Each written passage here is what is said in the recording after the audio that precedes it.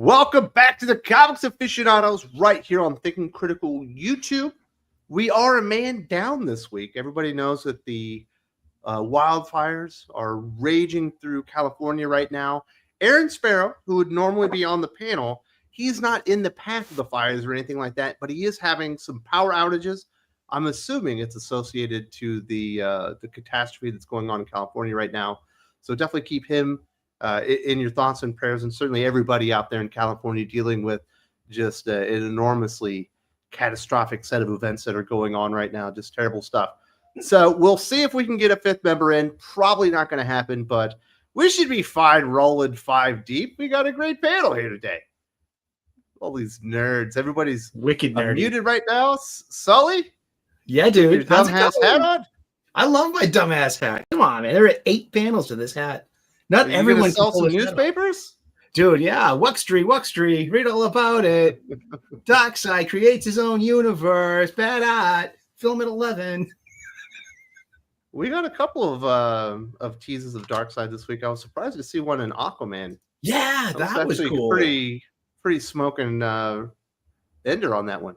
Indeed, I love that. That's a good twist. I was a little kind of on the fence about Aquaman #1 because it was just like there's like nothing going on really in this book, and I love Jeremy Adams' setup book. Boom, yeah, it's a setup book. I mean, issues #1 can go 2 ways. You just set up the first trade paperback, or you tell like a one and done story with a cliffhanger. You know what I mean? That gets you. I like the latter of the two. My feeling on Aquaman #1, and I would definitely want to hear from you and Dylan on this one, and maybe even Gabe, obviously he's a comic book reviewer, was that Jeremy was given some direction on the stuff that he needed to tie this into and include to get where he wanted. Instead of laying it out in 3 issues, he said, fuck it, I'm going to fast forward through it and get to the story I want to tell. Smart. Was that your feeling, Dylan? Yeah, it definitely felt like that. With everything, just going through everything. Like you said, it was a setup issue. It was just like, bing, bing, bing, we're here, and the reveal at the end. So it felt like... I kind of like the personality on Arthur. He seemed a little bit more interesting, kind of funnier. Yeah, I thought he had a good voice for Arthur. I liked how everything was going in Atlantis. It was fun. It was a good issue. It wasn't a bad issue or anything. No, it's good. I recommend it. Yeah, it was a good issue. Just plot-wise, there wasn't much going on until the end. Yeah. All right, Sully. Odin wants to know what issue of Star Wars is that on your spinner rack? This one right here is issue 53 from fall of 1981. I was 8 going on 9.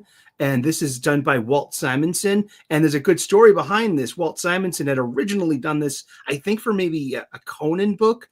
And we had giants kidnapping a princess. Therefore, that's why you have like the oversized stormtroopers carrying Princess Leia away. He just kind of inked over his line art and repurposed it to be a Star Wars cover.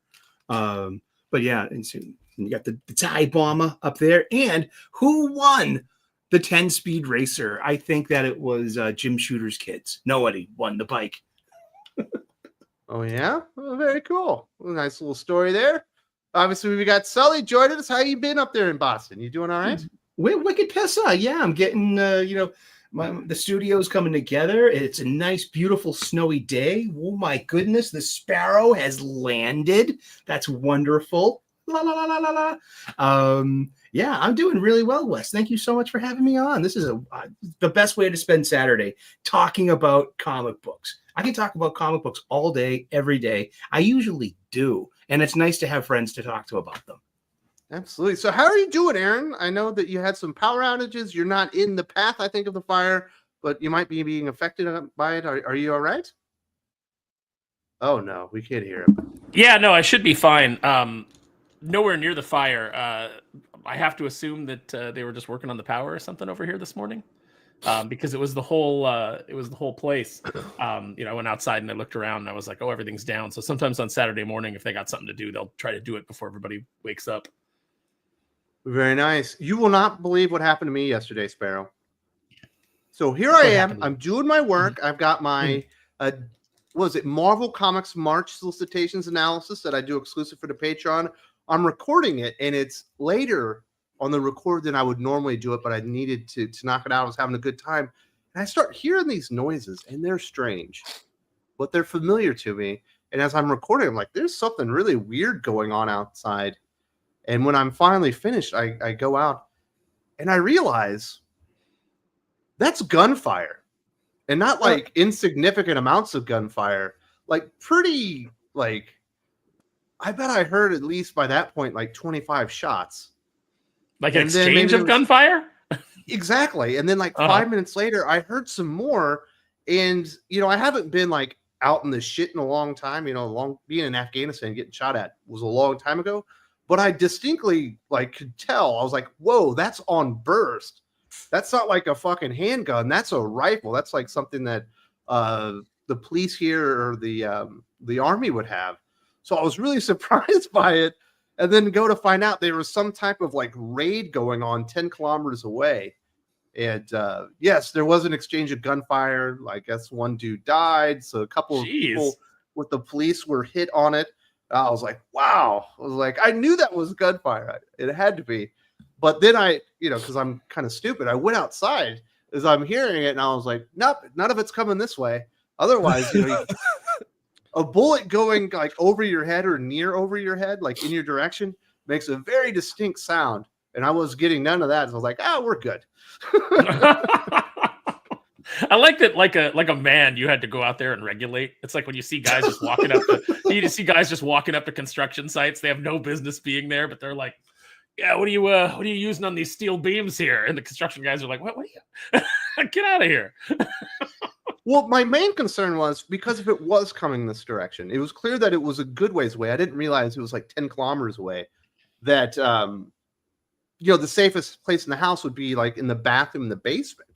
And if there was gunfire that could potentially hit the house, I was going to grab the kids and put them in there. Well, not in the basement, the bottom floor, but I was going to put them in there, you know, just to stay safe. But once I was thoroughly convinced that there was no bullets going anywhere near our direction, I was like, they can sleep in. But you know, you got to check it out, make sure everything's safe. Yeah, you gotta get involved. That's man shit, right? That's right. So everything's going on all right with you, Aaron? You're not getting lots of smoke or anything like that? No, it's not even coming our way. It's we had the Santa Ana winds, which are these, if you're not familiar, they're these hot, dry winds that blow down out of the desert every year. So this is why when you hear people going like, you know, climate change, it's like, yeah, this happens every year. This has been happening since, you know, it's recorded all the way back into the early 1800s, if not earlier. You know, this is typical. They should know to prepare for this. So you know, these hot, dry winds come down, and it's blown all the smoke. It's like all kept it towards the LA area. So no, we haven't. There's been no noticeable, you know, change in anything for where I'm at. Well, very good. Are all your friends all right? We don't have any family members out there that are in harm's way?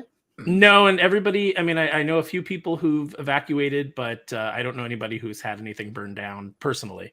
You know, I don't know anybody. But yeah, it's just it's like Jesse's not in trouble. No, Jesse's not even in LA. Most everybody that I'm close friends with is in Anaheim, and then I have a few friends out in LA that, as far as I know, you know, everybody I've checked in with has not had to evacuate. I know that that at one point Chris Gore was talking about maybe having to evacuate because the fire was approaching Pasadena, but as it turns out, I think that he only left because of the smoke. But it wasn't, as far as I know, his place wasn't in any danger. Yeah, it's mostly still northwest of the city. Hopefully everything works out there in the end. So Aaron, everything is back to normal, but definitely keep Aaron in your thoughts and prayers. He could definitely use them, even if it's just for anything in general. It doesn't even have to be about the storm, but I'm glad that you were able to make it. Who else we got here? We got Dylan, the real comic book gamer, joining us today early on the West Coast. How you doing, Dylan? I'm doing good, man. So you are an enormous UFC fan. There's supposed to be an event that was going to be in LA. It sounds like they're going to try and move it. But you have a UFC event coming up your way in Seattle, around your neck of the woods. You've never been to a UFC event, and they priced you out of it? It's insanely expensive. Like for nosebleeds, like $330, and it's ridiculous for a fight night with old bantamweights. It should be fun fights, but nothing that significant. And for that's insane. It's like You what can you go to like expect for a 11 utopia. Mariners game for that much money. Oh my goodness, you can go to like a whole season of Mariners games for that money. Mariners games like $20. Yeah, the Mariners, that'd be fun. They're actually pretty good right now, but that sucks, dude. Because I know you get into a hobby, you want to be a part of it, you want to finally get that first main event. Because I know you had an event you were going to go to, but it was canceled, I think, because of COVID. Yeah, And then it gets kind of pulled out from underneath you. But I say, and I think I recommended this to you earlier, wait for your favorite fighter. You know, Robert Whitaker headlining an event or co-maining something in Vegas, and that way you can knock out a UFC, Robert Whitaker, and Vegas all in one weekend. yeah, that'd probably be a better idea. It'd probably be like same price for tickets too. As long as it's not at the Sphere. Yeah, It would be $1,000. nuts. Yeah, that'd be insane. But I don't think they'll go back to the Sphere anytime soon. But seeing Robert Whitaker fight in person would be sick. Absolutely. So, did you have a good comic book week? It sounds like you liked Aquaman #1. DC had a bunch of stuff pushed back to next week. I was looking for that Green Lantern book. Was there anything else that really got you this week? Batman Robin #17 was awesome. So fucking good, wasn't It's it? every single issue of Batman Robin since PKJ has taken over has been amazing. But that last issue was, oh my goodness, it's so good. I'm loving. That's probably like my favorite book out right now is Batman Robin. It's really good. In all of comic books. Yeah, I'm loving it. I'm there loving with it. you. That was easily the best book of the week. Yeah, I think DC. I enjoyed most of what DC put out this week. I'm still enjoying Dark Patterns. Surprisingly, I didn't really care for Dark Patterns like when it was announced, but the Wound Man. I love the design of the Wound Man. He's so like disgusting and creepy. Yeah, but Batman being like so concerned to stop a killer is like, I can't grab him. I might kill him. He's going to murder somebody else. What are you talking about? Yeah, but that's always been Batman's dilemma. It's like, oh no, I can't kill Joker. He might kill 100 million more people, but I can't kill him. That's always Batman. He's always retarded like that. So this lines up with Batman's retardation. They think he took it to the next level because he put all these nails in his body that if you even touch him, you'll kill him. Yeah, it's great. I love it. I love that. This guy just like has every single point like Batman can't touch me or he might kill me. So I can just do these things. I love that in the first issue. He's fighting Batman. I was like, what do I do? If I touch him, I kill him. I thought that was a hilarious dilemma. Can't punch him in the larynx. Yeah, I can't do nothing this time. Yeah, just like knockout gas. He just falls on his face. It's like, oh. But also, I love the way that Batman's drawn, and like when he's in the dark, you just see the big yellow symbol. I think that's. I great. love the That's super cool. bright yellow Batman symbol. Yeah. That's really good. Yeah, it's really cool. But I think that artist fits better on that book than even the Absolute Wonder Woman. I agree. Yeah. Anything else going on the channel or the streaming? Anything exciting going on? Yeah, I just did my best of 2024 video. So I did my favorite comics of the year. I do like sort of like an award show style, like Oscars, where it's like categories instead of just like a generic top 10. So I do that, and it's pretty fun. So that's out. Go What do check you that name the out. awards? Like the Dillies? No, I don't have a name for them. It's always Oh. just best comics of the year, but I just do it that style. I like to have in like categories instead of like just top 10. So who is your best comic book writer? I don't want to give all the winners, but just a little teaser. I didn't do best comic book writer. What? What kind of dilly is that? You don't even have a best writer of the year? No, I have best series. I have best like new writers and writer that I enjoyed, like that I just found out about. All right, which to who's me- the best new writer? Andrew. I think I gave it to Andrew Cronkite, the guy that did Bloodrick. So he was the Did writer you- artist on that one. That was Yeah, an yeah, interesting series. Yeah. Did you I make really sure to enjoyed have that. Dylan? Did you make sure to have godlike in at least one of the categories so that you didn't get a bunch of crying? Nope. Oh, damn. No godlike. Now, did you watch or did you finish Skeleton Crew? I think it's over now, right? I think it has one more episode, I Hmm. believe. So yeah, I've been watching it. It's Is the it Jude Law. recommended? It's enjoyable enough. I would say it's nothing amazing. If you go in with the right expectations, you can enjoy it. It's very much when Jude Law's on screen, it's great. It's really fun. And then when he's not on the screen, you're like, where's Jude Law? And that's kind of how it is. They did not do a good job with the kid characters. I don't give a crap about it. They could all get shot in the face in the final episode. Would not make me feel any different about anything. I don't care about them at all. But Jude Law is actually great, and also his characters written well, and like there's some interesting stuff there. And the show looks better than a lot of the other Disney Star Wars stuff. Like it doesn't look horrible. I made it to episode 2. but my kids are definitely not interested in any of it. They're like, eh. I can see why, because the kid characters aren't interesting or fun or anything. They didn't Yeah. do a good job with the kid characters. Even the elephant guy is kind of lame. Yeah, they're all lame. None of them are fun. The one girl's super annoying. It's just, The bossy one? yeah. Or you mean the one with the visor? No, I mean the bossy one. The Yeah. bossy one's super annoying. I like 33 though, the robot. I like him. He's fun. Pirate robot. Who wouldn't want a pirate robot? Yeah, That's I what like how he's games are got made the of. the pirate accent and everything, and he's missing an eye and a peg leg. That's cool. Yeah. Very nice. So definitely check out The Real Comic Book Gamer. Check out the best of the 2024 awards that are out there. We've also got Gabe Hernandez from Comical Opinions and Weird Science, also the illustrator on this week's Absolute Batman. That was unexpected delight. There is no relation between the two. I'm sorry to burst your bubble on that one, but yeah, that's completely different artist. Great. Thank you for having me. I appreciate it. Always happy to talk comics. Remember, of course, subscribe to @Comical Opinions on all the socials and on YouTube. Our channel is that far away from 1,000, so looking to cross that threshold and meet that new milestone and kind of proceed to the next level. Looking forward to talking about comics. I do have a list of recommendations. It is bigger than 3, so looking forward to it, and just happy to talk comics, and more comics. So what did you think of Green Hornet Miss Fury? I kind of liked the last Green Hornet series. I think it was Dan Jurgens. It was pretty good. I decided to check this one out. And I know you're the more pulpy guy. I was severely disappointed. I couldn't make it through the entire issue. It was so boring. I'm a pulpy guy. I like the whole notion of bringing forward public domain characters, and that definitely falls in that range. Green Hornet not so much, but definitely Miss Fury. I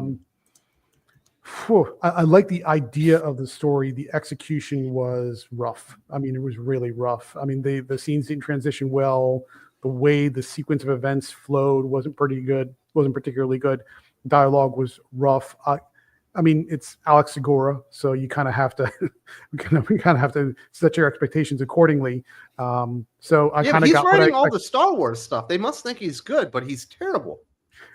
If we've learned anything over the last few years, writing for Marvel and DC has nothing to do with how good you are, but it's how cheap you are from a pay perspective. And so I just have to assume that Alex Segura is just getting the job because he can come in at a really low rate, because he in my mind he's not a tier A writer by any stretch. Your mileage may vary.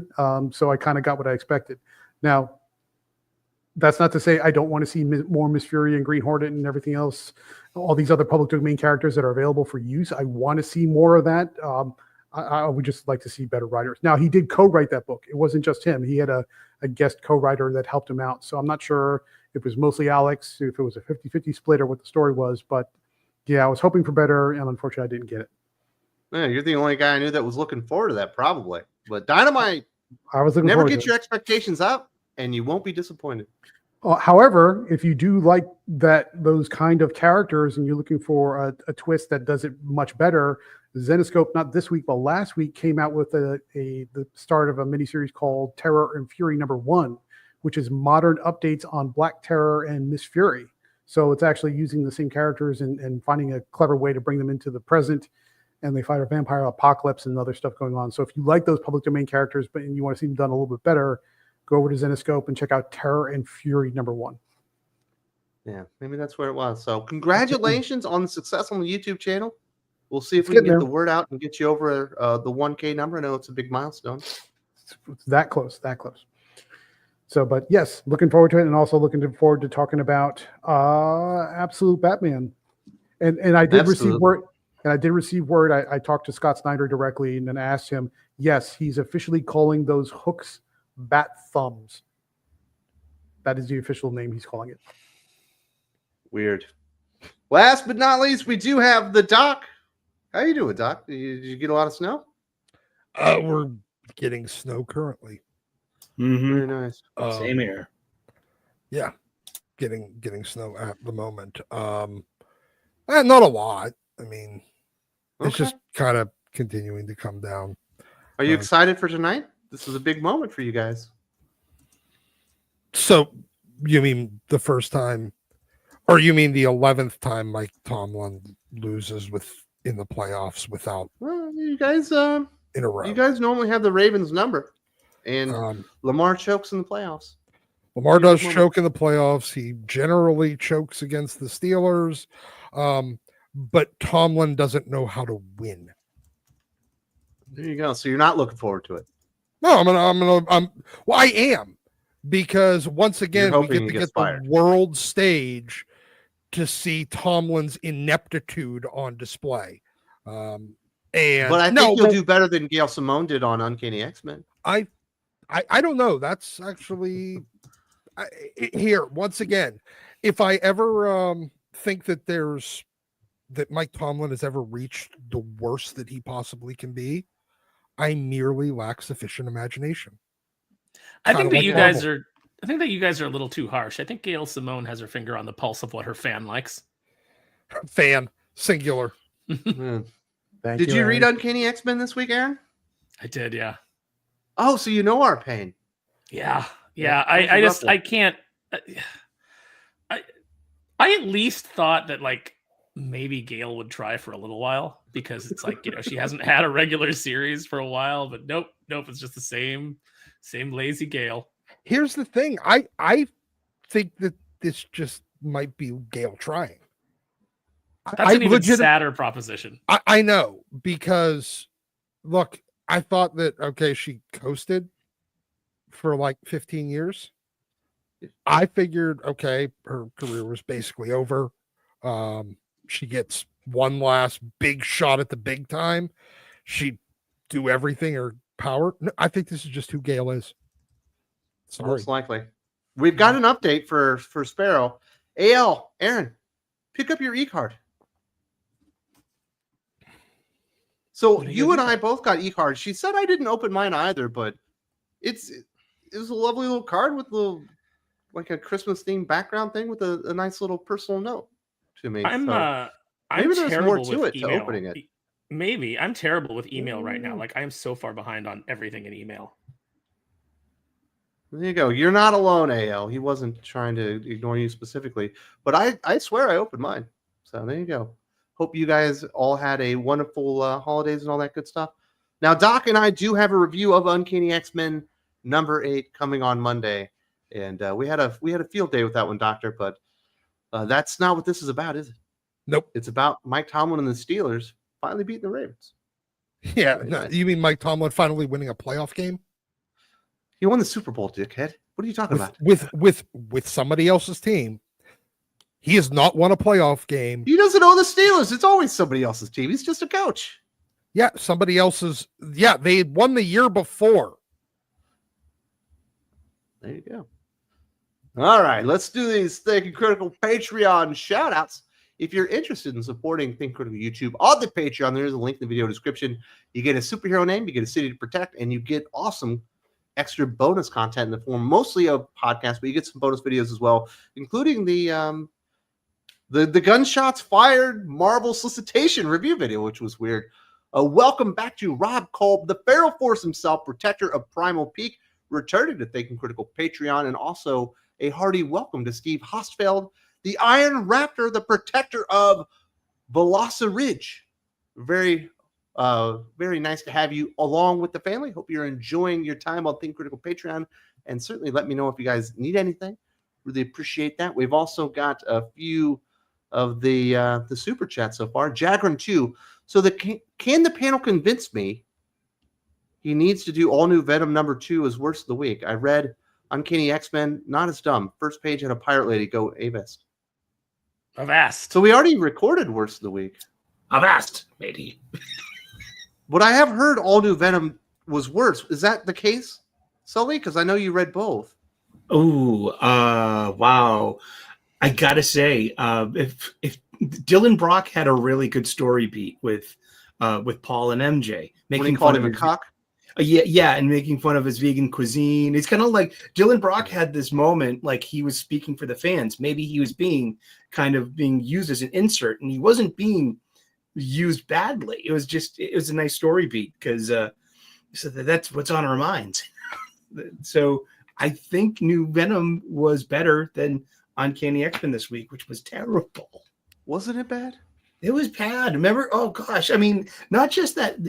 Wes tweeted a bit of the art. It was Rogue literally ripping off the infamous John Byrne, Kitty Pryde. Professor Xavier is a jerk, and but it was so flat. The art was just so bad. And then like later on in the book, there's like this double splash page of the teams, and you look at the musculature on Wolverine. It's inconsistent with like the really fine work in the beginning of the book, and then it looks just bad superhero art, and it's like, oh god. Did you say Wolverine, Sully? Because I think you mean Ground Bear, don't you? Ground Bear. I'm sorry, Sugar. It's just the worst. It's just the worst. It's like, look, I know that you're in your 60s or whatever, but come on. There's so many comic creators that are older that like have still managed to like have some attachment to a more youthful vernacular. I know. And how do you think I feel? I got to take a shower now because I just said Paul was better than Rogue. Ooh. Well, maybe he calls himself Ground Bear because that's part of his PTSD therapy. Oh, jeez. Everybody's so enamored with PTSD now. I've actually seen that at comic conventions when people are promoting their indie book, and it's like they've got their banner that says like what it's about, and it's like, you know, LGBTQ meets PTSD. And I'm like, who is that drawing in? Who's like, oh, I need to read this. Like that, we know exactly who it's drawing in. They don't have the money to buy books. I know. I just want to point out how unfair this entire panel is because Dylan Really? didn't get to experience the magic of Uncanny X-Men #8. Dylan. You poor lad. You should check it I out. know, I'm sure I'm missing out. Dylan, ping me after, and I can send you the official PDF review copy if you want. Oh, I'll definitely just be reading Dylan, that. if he sends you the PDF, I'm gonna send you the lyrics from a Third Eye Blind song and say, step back from that ledge, my friend.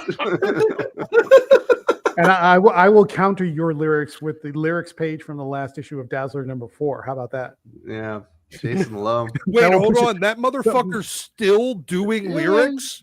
Everyone's got a Every issue. Every issue. Yes. Oh god. But it's over. It's over. It's What only a massive bundle of sticks. Oh my God. absolutely. Oh, James man. Hedifin, did anyone read the new Metamorpho book? Such a huge disappointment. I feel as if Al Ewing read a couple lines of Metamorpho's wiki page and went from there. It's so frustrating and lazy. I had the same reading experience as he did, Gabe. I know that you probably read Metamorpho as well, but the art is actually the Steve Lieber art. I think that's who it is actually pretty good. It fits the book, but the tone of it was just awful. Yeah, the Steve Lieber art fits the book, and that's the same artist who did, what was it, the One Star Squadron. So there's a kind of weird, I don't know. Steve Lieber is kind of a mixed bag for me. Sometimes it works and sometimes it doesn't. I thought it was okay. I mean, if you're looking for somebody representing Metamorpho in that the traditional kind of Silver Age, Golden Age sense that really fits that character, I don't. Al Ewing kind of got the highlights of what Metamorpho is all about, but not with any depth or sincerity. And if you're looking for an example of somebody who did it better, I know, of course, Wes, you're not a fan, but I mean, when Mark Waid did Metamorpho near the beginning of his World's Finest run, that was a much better representation of Metamorpho. So if you're looking for, tell me about this character and the fucking Terrifics, Aaron Lopresti. Much better representations. Yeah. This was not it. This was sort of flat, kind of like trying to be of the I would say trying to be specific for the time frame in which the felt kind of corny and flat. I didn't care for it at all. So and most of it, I think I've forgotten most of the story as it is anyway. So really, that's kind of the hallmark of whether was it good or not. You either remember a story because you loved it or you hated it. Everything in between goes right out the brain. This went right out the brain. I didn't love it and I didn't hate it. So Element Girl's in it, and that's I always love seeing Element Girl because it reminds me of how many crises there have been in the DC universe. Because there's a really controversial issue of Neil Gaiman's Sandman that has Element Girl, and dealing with her mortality or her immortality and wanting to do something about it. So I mean, I thought that Al Ewing was being like too snappy with the dialogue. Yep. I mean, I really thought that Steve He was Buscemi.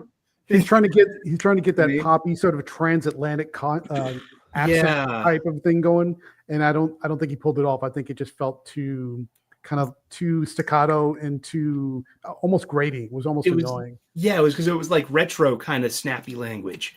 Yeah. And to fit, and it did fit the artwork, but it was just like, it was a bit much. You know what I mean? It was more annoying than entertaining.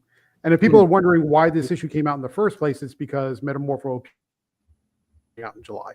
So they're probably that's not why. The only reason that you do a Metamorpho book is every so often you gotta throw one out there to make sure that you retain all the rights.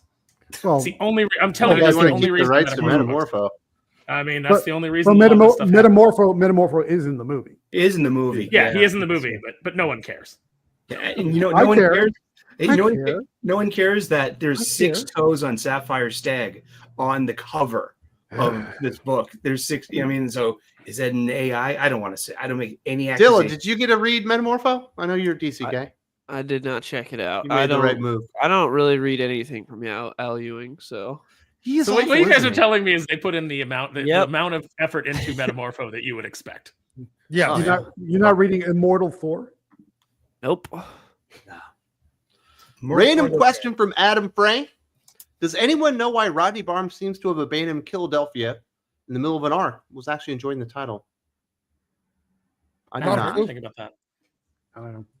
I really enjoyed the first 12 issues of Rodney Barnes' Philadelphia, and it had one of the Spawn artists on it. Was it Sean Alexander? It was actually pretty darn good. But I haven't been reading it for a while. I imagine if they killed it off and abandoned it in the middle of an arc, it's because they had to go on hiatus and it'll come back, or the sales had dwindled to such a degree that it was actually becoming a loss leader. So, unfortunately, I don't have any more information nothing that I've seen that's out there. But it sucks that a comic book you were liking is kind of stopped. Calvin says, Sonic 3, it's amazing what happens when a film maker listens and respects the fans. Who knew, right? It's crazy. So did anybody see Sonic 3 yet? Not yet. No, I didn't. I'll get around to it. Yeah. I enjoyed the first. It's an amazing movie. My kids really liked the first 2 movies. I thought the first one was fine and the second one was really bad. I don't see it eventually. I don't go to movies anymore because the girlfriend and I can't shut the fuck up when we're watching like something together. So we don't go to movies. We've been to one movie together, and that we went to a drive-in for that. Yeah, because we knew we were self-aware enough to know we would just piss everybody off, so we're not going to do that. Man, Aile's daughter went to Sonic 3 without her. Now that is not cool. Oh. So Dylan, you have like the AMC pass, right? Yep, AMC A-list. What did you go to instead? Nosferatu. That's what I saw in December. Was it amazing? I liked it a lot. I thought it was really good. Is there a limit on the amount of movies you can go to, or can you go every day? It's 3 a week.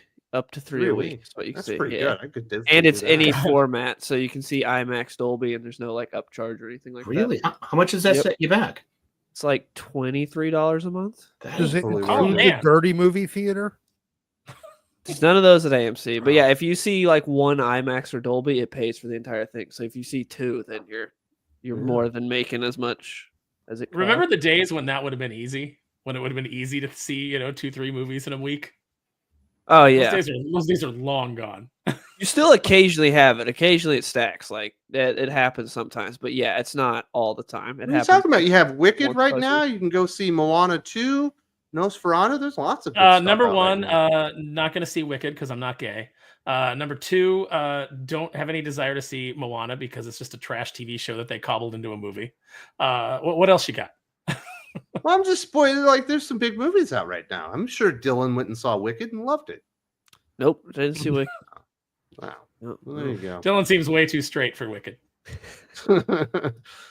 Gabe Callum wants to know, how would you sell a manga like Blue Lock even to people who aren't sport fans or soccer fans? Well, that's a very good question. For those not familiar on the panel, Doc, Blue Lock is a manga about soccer, but it's not about soccer. It's about the human condition, the strive to be victorious, to overcome, to become the champion, to become the best. Like Bad News Bears. And all the drama, right? And all the drama and all the things around it. That's how you sell Blue Lock. You don't say this is a manga about soccer. You say this is about these kids and this individual, and they're underdogs, which pretty much describes every manga of that sort, where the main character is some kind of diminutive underdog, and he's struggling to be the best, and he strives to be the best, and he goes through this epic journey of overcoming challenges and dealing with adversaries and doing the whole thing. All those stories basically are encapsulated in that description. So if you want to sell Blue Lock, you don't say it's a manga about soccer. You say it's a hero's journey of the highest order, and that will appeal to whoever is looking for that type of story. The soccer is just basically the vehicle to get you there. There you go. Callum also says that Gabe Marvel Rivals is proof that the male gaze sells. You should see what Sue Storm and Storm look like. Oh, Yep. I've seen it. I've seen the designs. The designs in that game are great. Even Venom. They even gave Venom cake. So there's something for everybody. Like you've got everybody in that game. Venom's buns. I see people online talking. I haven't played the game. I downloaded it, but I haven't played it. I played it. It's pretty fun. You know what's weird about this whole argument about the whole design of who's showing cake and who's got clip and all that other stuff is when you're playing the game, when you're in the game, you don't have time to stop and look around and gaze at the characters and whether or not their chest size or hip size in the right proportions and all that other stuff, because things are just moving. There's stuff going on all the time. You don't have time to stop and just like, ooh, check out that person and ogle and gaze and all that other stuff. That doesn't happen. So the people who are really kind of trying to make a big deal out of it are just basically making nothing, trying to make something out of nothing. Really can't. Well, the funny thing is though, it's brought a lot of people in. Like I see a lot of people like talking about the characters now, characters that were dead and nobody had any interest in, like Squirrel Girl. You're seeing all kinds of fan art of Squirrel Girl now online. You're seeing people are actually talking about Luna Snow. No one has ever talked about that character, but Marvel Rivals has made that character have a fan base just based off of the visuals and the designs that they've done. So and cosplayers too. Don't forget the cosplaying coming out. Yeah, it'll pull the cosplayers in. So I'm sure we'll be seeing some really sexy Psylocke at the convention scene this year. We'll be seeing some Sue Storms as Malice. The cosplayers are going to be in on it. So that's how you generate interest. Comics is a visual medium. We've been saying it forever. And the way that you generate the interest is you have visual appeal to these characters. And all of these activists that came in and tried to make everything ugly and, basically have tanked sales, despite what Heidi McDonald says. Best year ever, guys. No viable proof of that if you've watched Wes's video. But, things are on the upswing. That's how you get people into comics. That's how I got into comics. I saw cool stuff on the shelf and I said, what is that? I got to know. Is everybody playing Marvel Rivals but me? I'm not. I want to now. No, but I did buy the G.I. Joe video game yesterday for my Xbox because I found out that it existed. The side-scrolling beat 'em up? Yes, it's a side-scrolling beat 'em up. I was playing the shit out of that last night. Is there cross-platform play? I'll download it on my PS5 and we can. I have it on my Xbox. I have no idea whether there's cross-platform play. I seem to recall that one. Is that the one that's like Contra? Yeah, no. It's like Ninja Final Turtles. Final Fight and Ninja Turtles or Simpsons or any of those side scrollers that we got back in the day. Yeah. Okay. Contra was a side scroller. Yeah, but not a beat 'em up. But it's like you're jumping and shooting this big alien ship and doing all those kinds of things. Yeah, that was more of a platformer, Wes. Yeah. Contra. Yeah. Okay. It was a side scroller. I mean, it was a side scroller. Yeah, that's true. And then next he says, from what people have told me about What If, season 3 almost proves my theory about Kevin Feige's girl boss fetish. Yes. Didn't watch it. I mean, believe it. All these guys pay to have a woman in high heels step on them. Yeah, it sounds about right. After I watched the first season. I didn't watch the following two. After the first season, I pretty much made my mind that the MCU producers really didn't understand the concept of what if was supposed to be. It's supposed to be you take a moment in Marvel history and then you splice into a different timeline and you do something completely different with, it's an opportunity to say, what if, what if this happened instead of that happened? All they did really was just take the existing storylines and then use it as an excuse to swap in variants of the existing characters and just basically follow through on the same storylines. What It if wasn't that Captain different. America's shield was actually made of pepperoni pizza? Ugh. Like, who the fuck cares? Yeah, I mean, like, I'm but pretty. you talk about some of the bigger ones, like what if the Hulk killed Wolverine, right? I remember that was a big one. Yeah. That was a really popular one. Stuff like And that. what Like, if the Wolverine killed the Hulk? Yeah. So I they can't didn't take get the idea. Captain Carter, so I'm so far off on what if that you couldn't possibly imagine. I mean, I don't mind Captain Carter, but I think I don't mind It Haley would've been- Atwell. it would have been better if they made Captain Carter basically a stand-in for Captain Britain rather than Captain America. I think that would have made a lot more sense. I don't mind Haley Atwell's cans.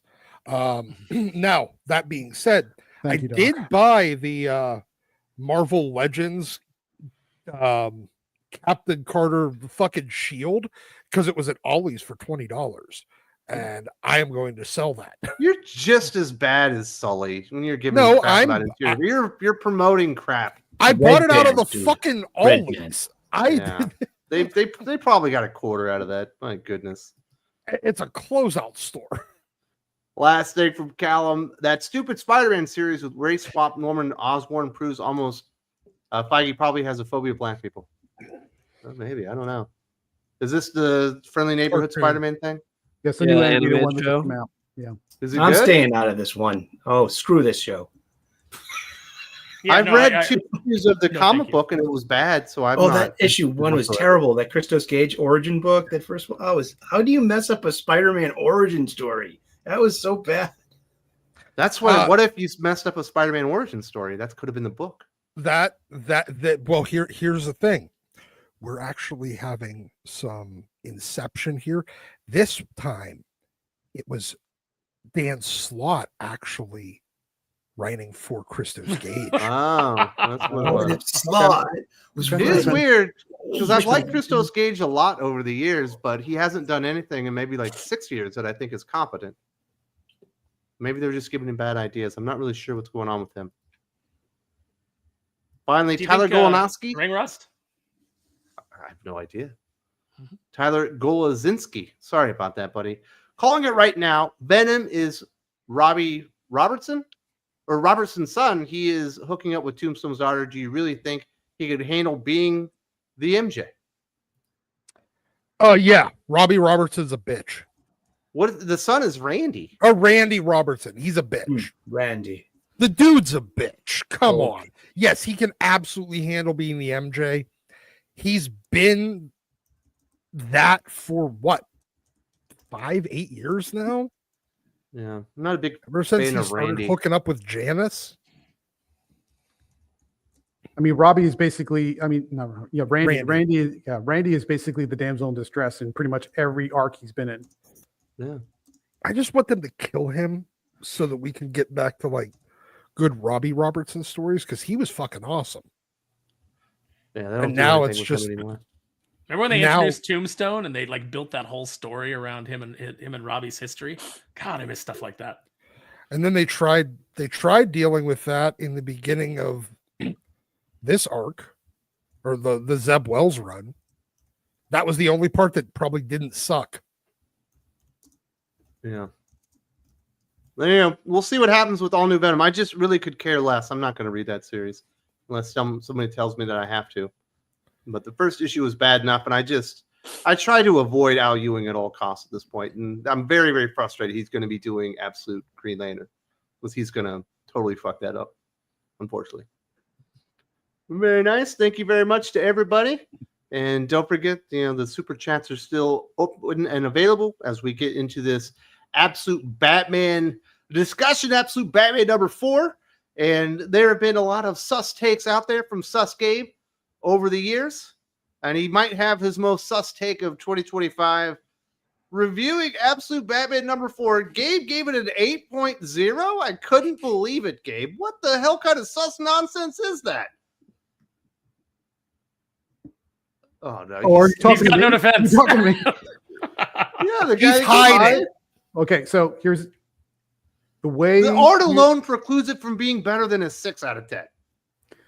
the way we approach these things, the way I approach these things is if you have the choice between I want either great writing or great art, you can't have both. I'll favor the writing every single time because the writing is what gets you. It's what brings the reader in. It's what makes the story memorable. You can have fantastic art, and if the writing is subpar, it's just basically a collection of commission work. That's all it is. There's nothing memorable about it other than the visuals. There's nothing there. There is no story. The writing has to be there. So I'll take good writing over great art any day. So the reason I get stored at higher than I think most would attribute, and maybe I'm being generous about that, is I like the story. I like this version of the origin story where it did probably the most, at least in recent years, the most to build out that relationship connection between a father and a son, to understand not just that young Bruce Wayne loves and respects his father, but how he's kind of soaking in what his father is telling him, that he's understanding the concepts of the life lessons and the understanding of, you have to take life seriously. You have to get to what matters. Life is about getting what matters. And he incorporates that first into his design of this engineering science project that got him to the zoo in the first place. And then the fact that his father taught him about evolving his design to get him to win that award to get to the zoo. And then also recognizing that the fact that he went to the zoo in the first place with his father is sort of the underpinning of how his father died.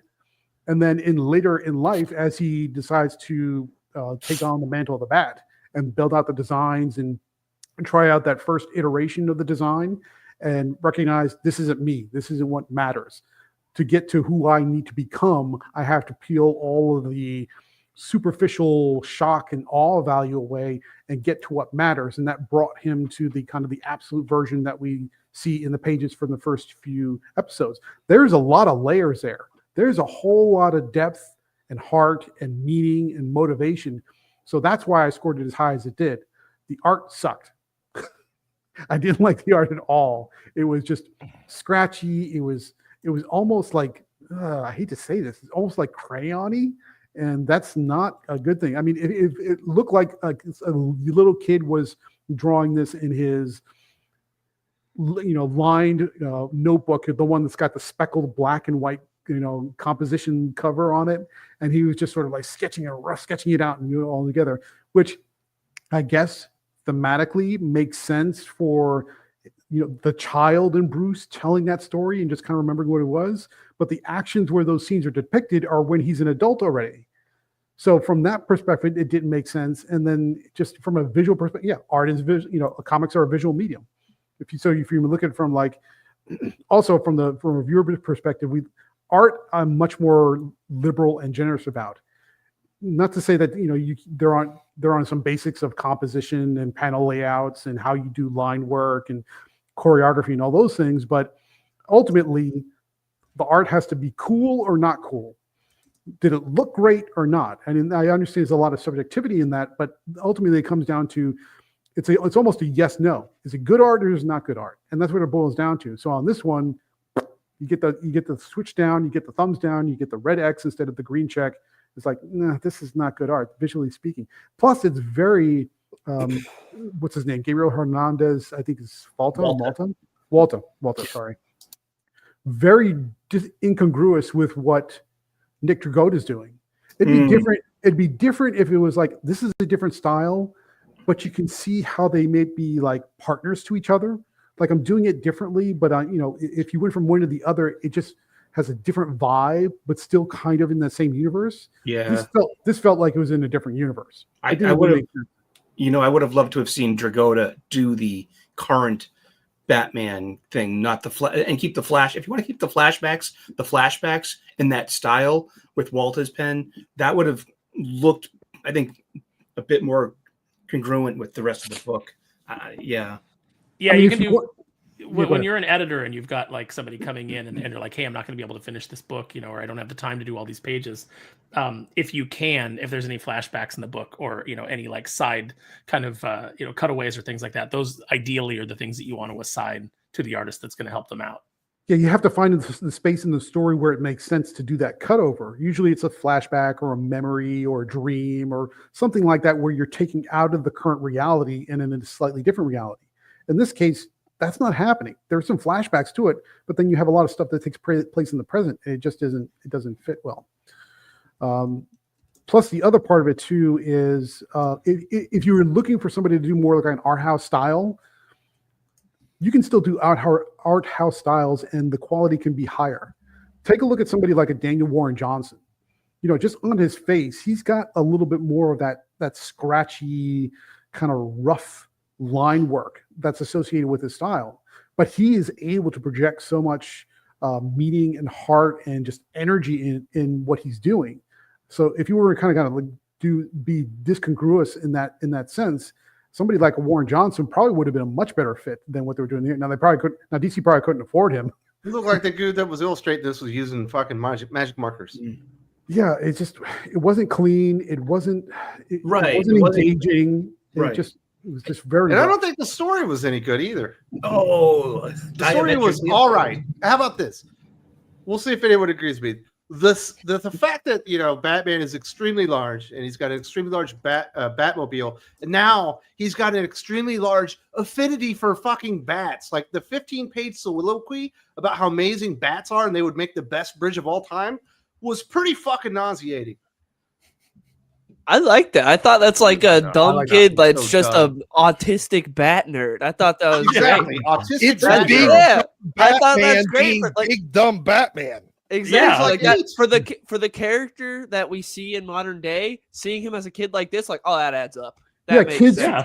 Kids. I fixate think on Thomas stuff. Wayne hired Joe Chill to put him out of his fucking misery so the kid wouldn't talk about bats and bridges ever again. Because I wanted to be put out of my misery. Look, remember, this is absolute Batman, not regular Batman. This is big dumb Batman. He's the He-Man kid as an adult. He's dumber than a fucking boxer. I understand that, but this is it has no it bears no resemblance to real. Like, I mean, I appreciate ECU. Thomas Wayne supporting his kid's stupid idea the entire time. Yes, and I thought that was a nice touch on Thomas Wade, but man, it went on for a long fucking time. Yeah, that's why. I mean, he's big dumb Batman. He's like, okay, well, I got a retard for a kid, so yeah, sure. He's obsessed with trains, fucking bats, and it's like that dinosaur kid. Instructional integrity. Yeah. Baby Bruce Wayne is basically the kid from Toy Story that's in line for Santa that keeps turning around with wearing the pilot's cap that keeps turning around and going, I like the Wizard of Oz. Yeah, I like Santa Claus. I like bats. I like bridges. That is this Bruce Wayne as a child. All right, cool. I mean, look, you don't expect much out of the guy. He's big dumb Batman as a result. This is what happens when the He-Man kid. I wanted grows to up see be him melting Batman. some cats or dogs or something when he was a kid. Like, really explain why he became so murderous. You're not going to Jason Aaron He hasn't Punisher killed him. anyone. What do you mean? Well, he only melted their feet off and blew them up with a bomb. Yeah, they're alive. They're fine. You can. No. It was a non-lethal explosive. We don't want to This Batman kills. This Batman kills. Let's get past that. We don't want to really, does it? Jason Aaron Punisher him, where he's like, no, he's actually a psychopath and probably going to turn into a serial killer when he gets older because he also likes plucking the wings off of flies. No, that's not the Batman that we're dealing with here. He's the He-Man kid. That's it. There was always that kid that liked He-Man, and they were the dumb kid. Well, He-Man was cool. I don't like that assertion there, but Dylan, so you like the idea? That No, but there was the kid that would just like the bridge, smash them together. And we're gonna drop the bridge on poor people with instructions written on the side. And they'll be able to make their own bridge. Look, it's got saws on the side of it. It's like, yeah, that's safe. Like, yeah, it's really dumb, but he's like 10 years old. It's exactly what I expect from like. He wanted a fucking field trip. Like, hey, you know what? Remember, talking about? Remember, it wasn't that long ago that Sears used to deliver houses on a fucking truck for you, and you had to put them together. Well, you can still do that. They still have those. I understand, but houses. not the kind that like you just bolt together. I mean, literally, here's all your pre-cut wood. It's a giant fucking IKEA house. All right, well, how about this, Doc? Mhm. To counter the long explanation from Gabe there, half of the storytelling in a book theoretically is the art. And when the art is that terrible, that's half of the score. Yes. At least, right? Yes. So And you when must you have knock. shitty like Sharpie art that wasn't very good or compelling or interesting, and this really weird, I'm actually a vampire bat earlier rendition of the character, which looked really, really fucking stupid. By, Like, I don't. The by art the was s- awful. the simple math on this is if it is out of 10, that means art is 5, story is 5. The art here was no better than 1. He managed to do it with over 6. he managed to do it without putting fecal matter on the page that makes it, at least a 1. So it's only a 1. That's the best it can, so the best it can possibly be is 6. So Gabe, by math, you're just wrong. Fine. It's You know what? sus. I'm going to go in the review and change it. Here we go.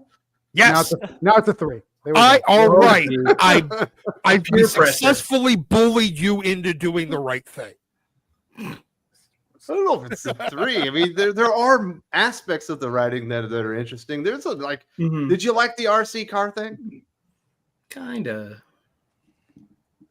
It was inventive. I liked it. Yeah. I mean, it was- This RC car is a car. Listen, I mean, Lift my- an 18-wheeler full of guns? the big Yeah, the big criticism. Yeah. No, the big criticism about the RC car is the physics behind it. That Yes, absolutely there's does no not physics work. behind it. There's no Listen, physics if behind you're it. But reading- if if you're you're- worried about physics, you wouldn't be.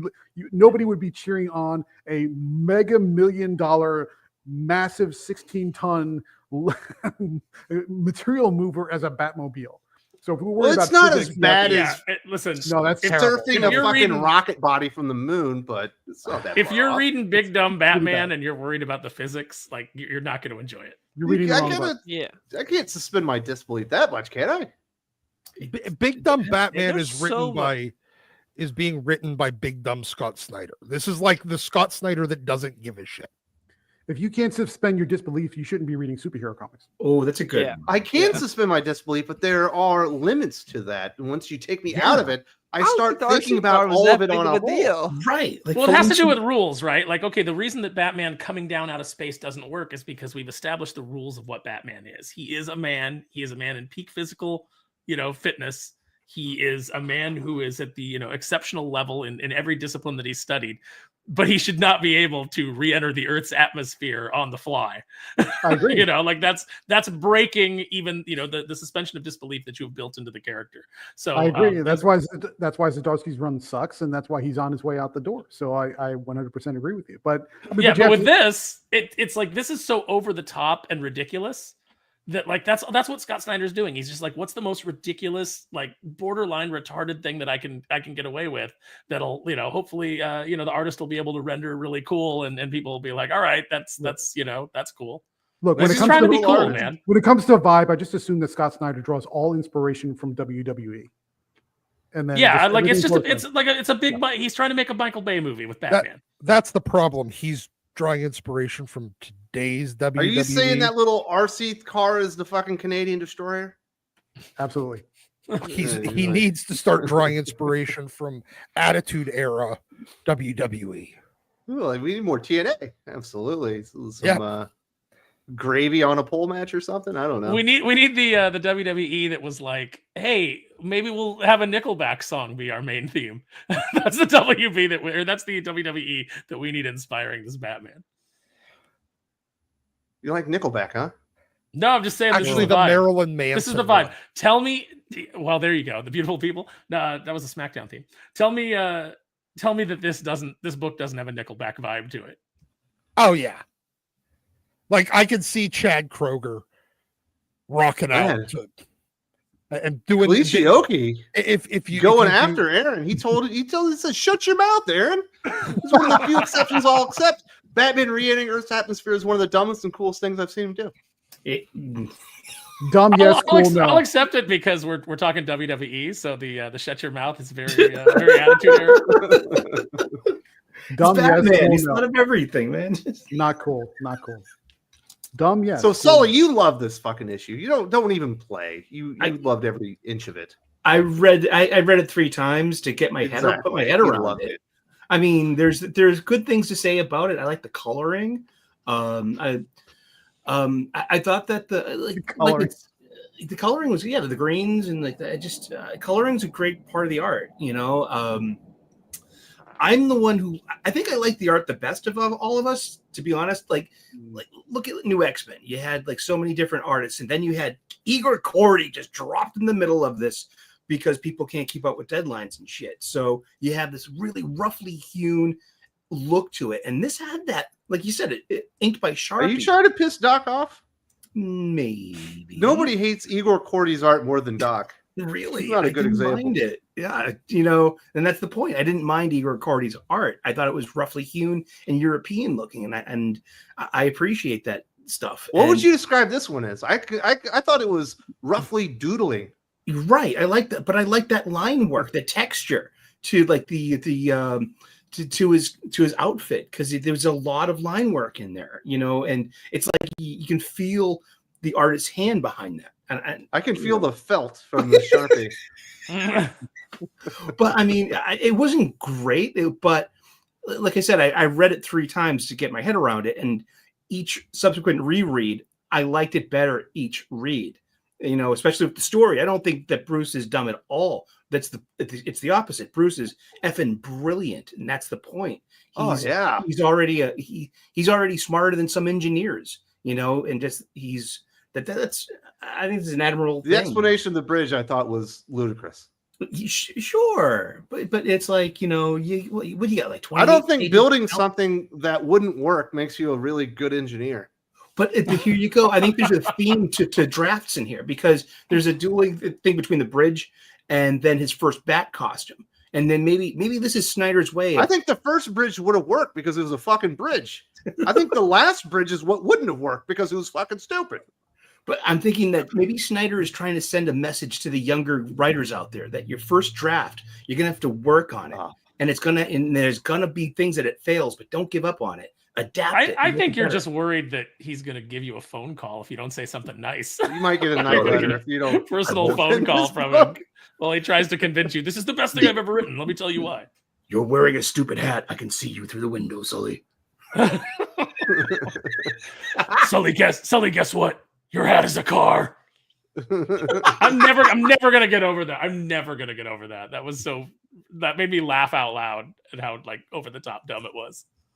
Yeah, it'd be great if all of a sudden Sully's hat just like boom right in the air and he knocked his neighbor out of the fucking apartment above him. Like, oh, this is a cool moment. It always trips me out when Sully takes his hat off because I don't expect him to be bald, even though I know it. All right, so Dylan, you think that we're being ridiculous? You think I'm being ridiculous? Yeah, I thought it was fun. I thought it lined up with everything we've seen from Absolute Batman. I thought that was a dumb idea you get from a kid that's like still trying to figure things out, has a lot of ambitions. I thought it made sense. I like the father-son stuff. I agree with what Gabe was saying there. I thought that was really good. I enjoyed it a lot. The art is terrible. The art is awful. I did like how stupid his first rendition of Batman was, like just Count Dracula having fangs. Like he's so obsessed with bats that he goes full bat the first time. And it's like, you never go full bat. And he just realized, like, I got to tone it down a bit. He throws the fangs to trash. Like, maybe this was a bit much. I love the idea that at some level, this Batman in particular said, maybe I need to pull back a little bit. Yeah. He's because like, in I wonder other about way, it's not pulled back at all. And I have a question. Like contacts in so his eyes would be red. It was pretty weird. I have a question about interpretation. There's one panel in the particular issue. Did I read that right, or did it look like he slashed that guy's throat with those claws? That's what I thought too. I thought the That's same thing. Yeah. When he came out, I was like, That looks like he cut that guy's throat with those Wolverine claws. So he's already I'm melted people's feet off and blew up a Yeah. bunch of non-combatants after they started exiting. I'm the done battlefield. with It was non-lethal acid. Those and non-lethal lethal Semtex. explosions. Non-lethal- Non-lethal. non-lethal exactly. throat cutting. It's non-lethal throat cutting. I'm There's done a with force he doesn't field kill around the Cut his throat. Batmobile in Arkham Knight, Avoided the Wes. When you run over criminals, they're not really dying. The force field keeps them from. Yeah, sure, you rocketed them off the Batmobile and they hit the pole over there and their spine bent around it completely, but they're fine. It's all fine. Yeah, I'm done with this Batman doesn't kill argument. There's no way he's doing all this stuff and somebody isn't dying or bleeding out or something happening. But that's with every Batman ever. Every Batman constantly does Mhm. insanely violent shit that would kill people. And we're Yeah. all just like, yeah, he definitely didn't kill that guy because he's Batman. So that's I why I'm get- fine with it with this Batman because it's not a new standard. Well, yeah, Every this- Batman is like this. This, But what I'm this saying is, universe, He's this definitely universe is killing made. people. Well, I think this universe is made out of dark side, so this is an intrinsically a negative, dark place anyway. But is Batman killing anyone? No. Is he ultra violent? Yes. Will these criminals be repeat offenders?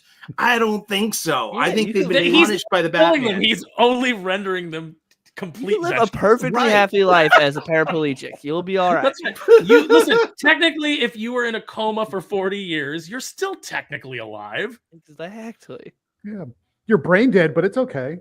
You shoplift, you deserve it, you know? As much as I thought this was a major league down step from at least the first two issues of Absolute Batman, it's still better than Absolute Superman, Dylan.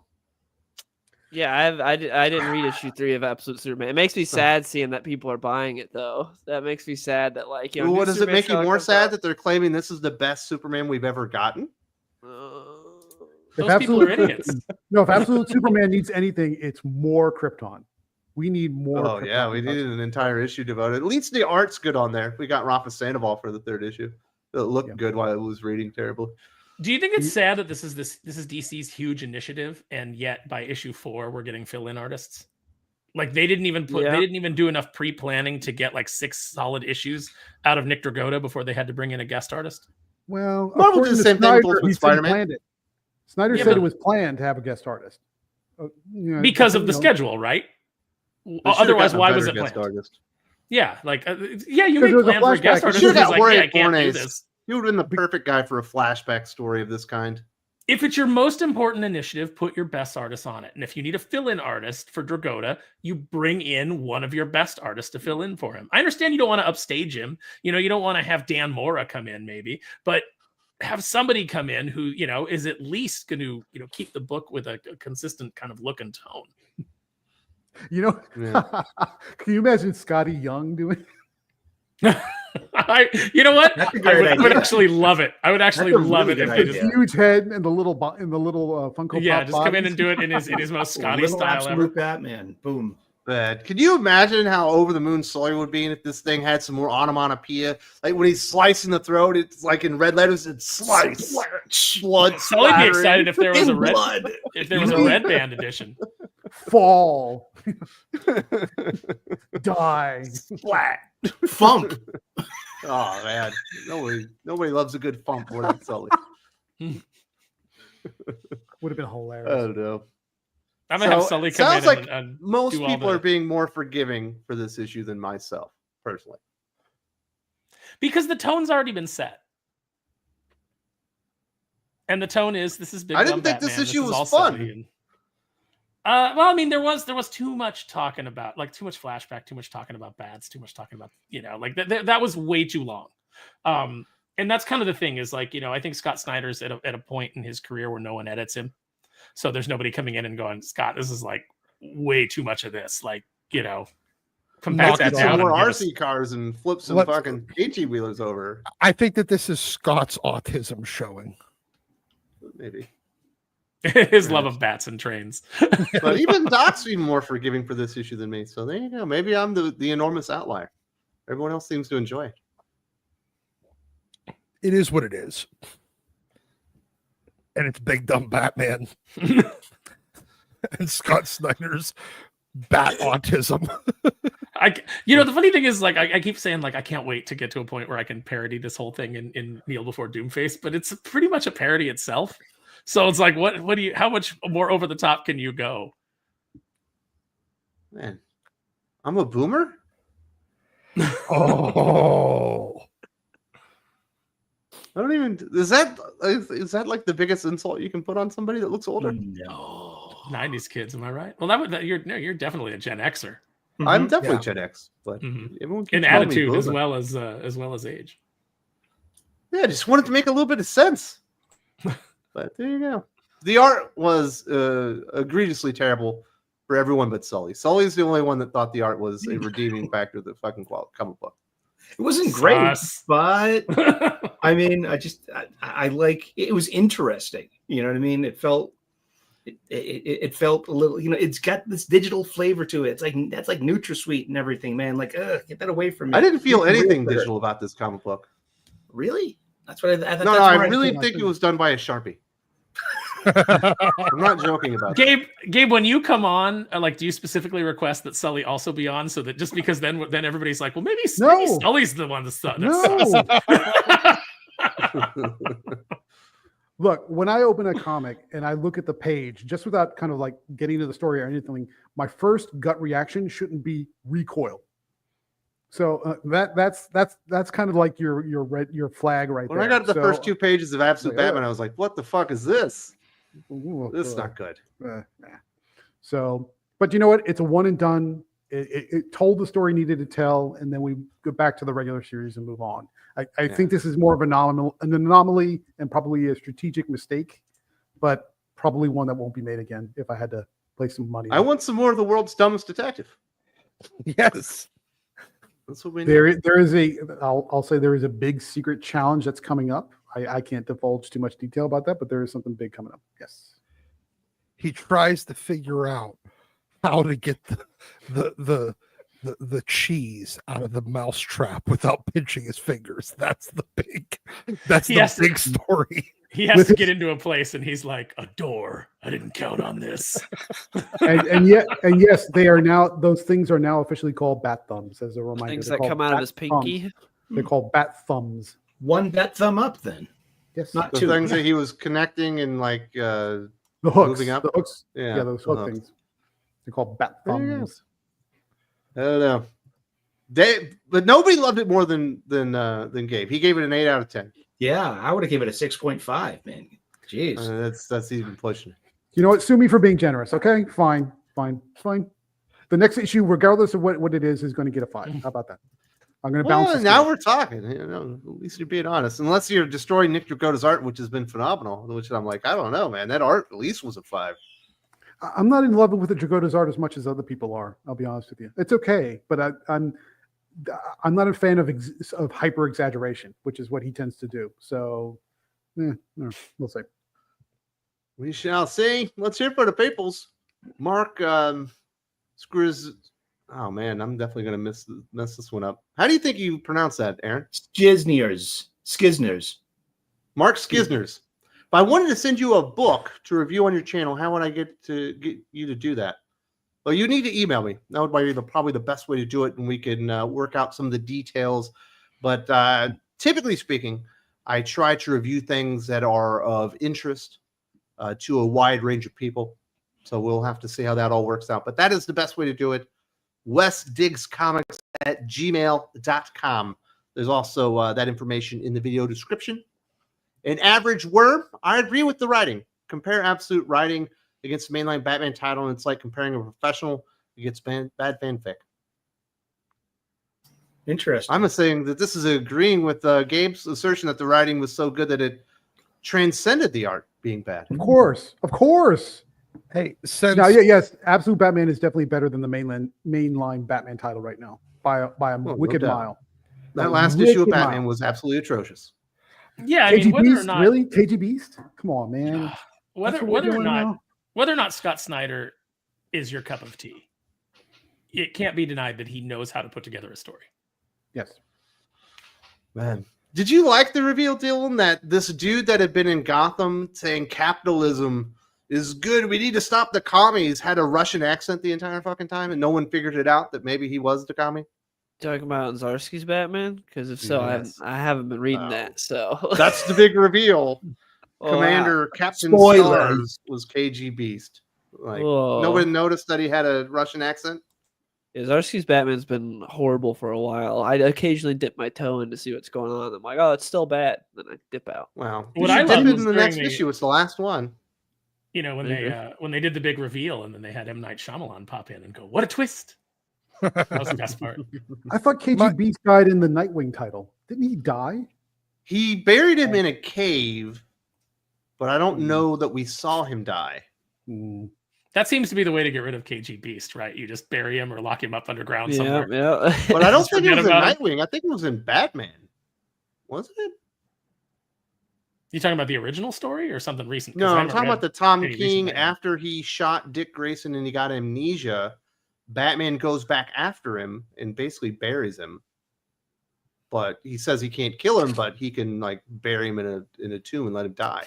Yeah. Was this like in the snow? Because that's Didn't not he, the like- same. Yes. Yeah. That was in Batman. That was in Batman, not in Nightwing. That was in Batman, yeah. Yeah. That's why I thought that one Remember it happened. now. My question for everybody on the absolute line. So since they're obviously just copying,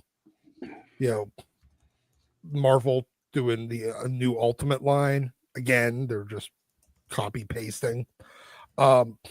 When they do Absolute Justice League, do they call it the Absolutes?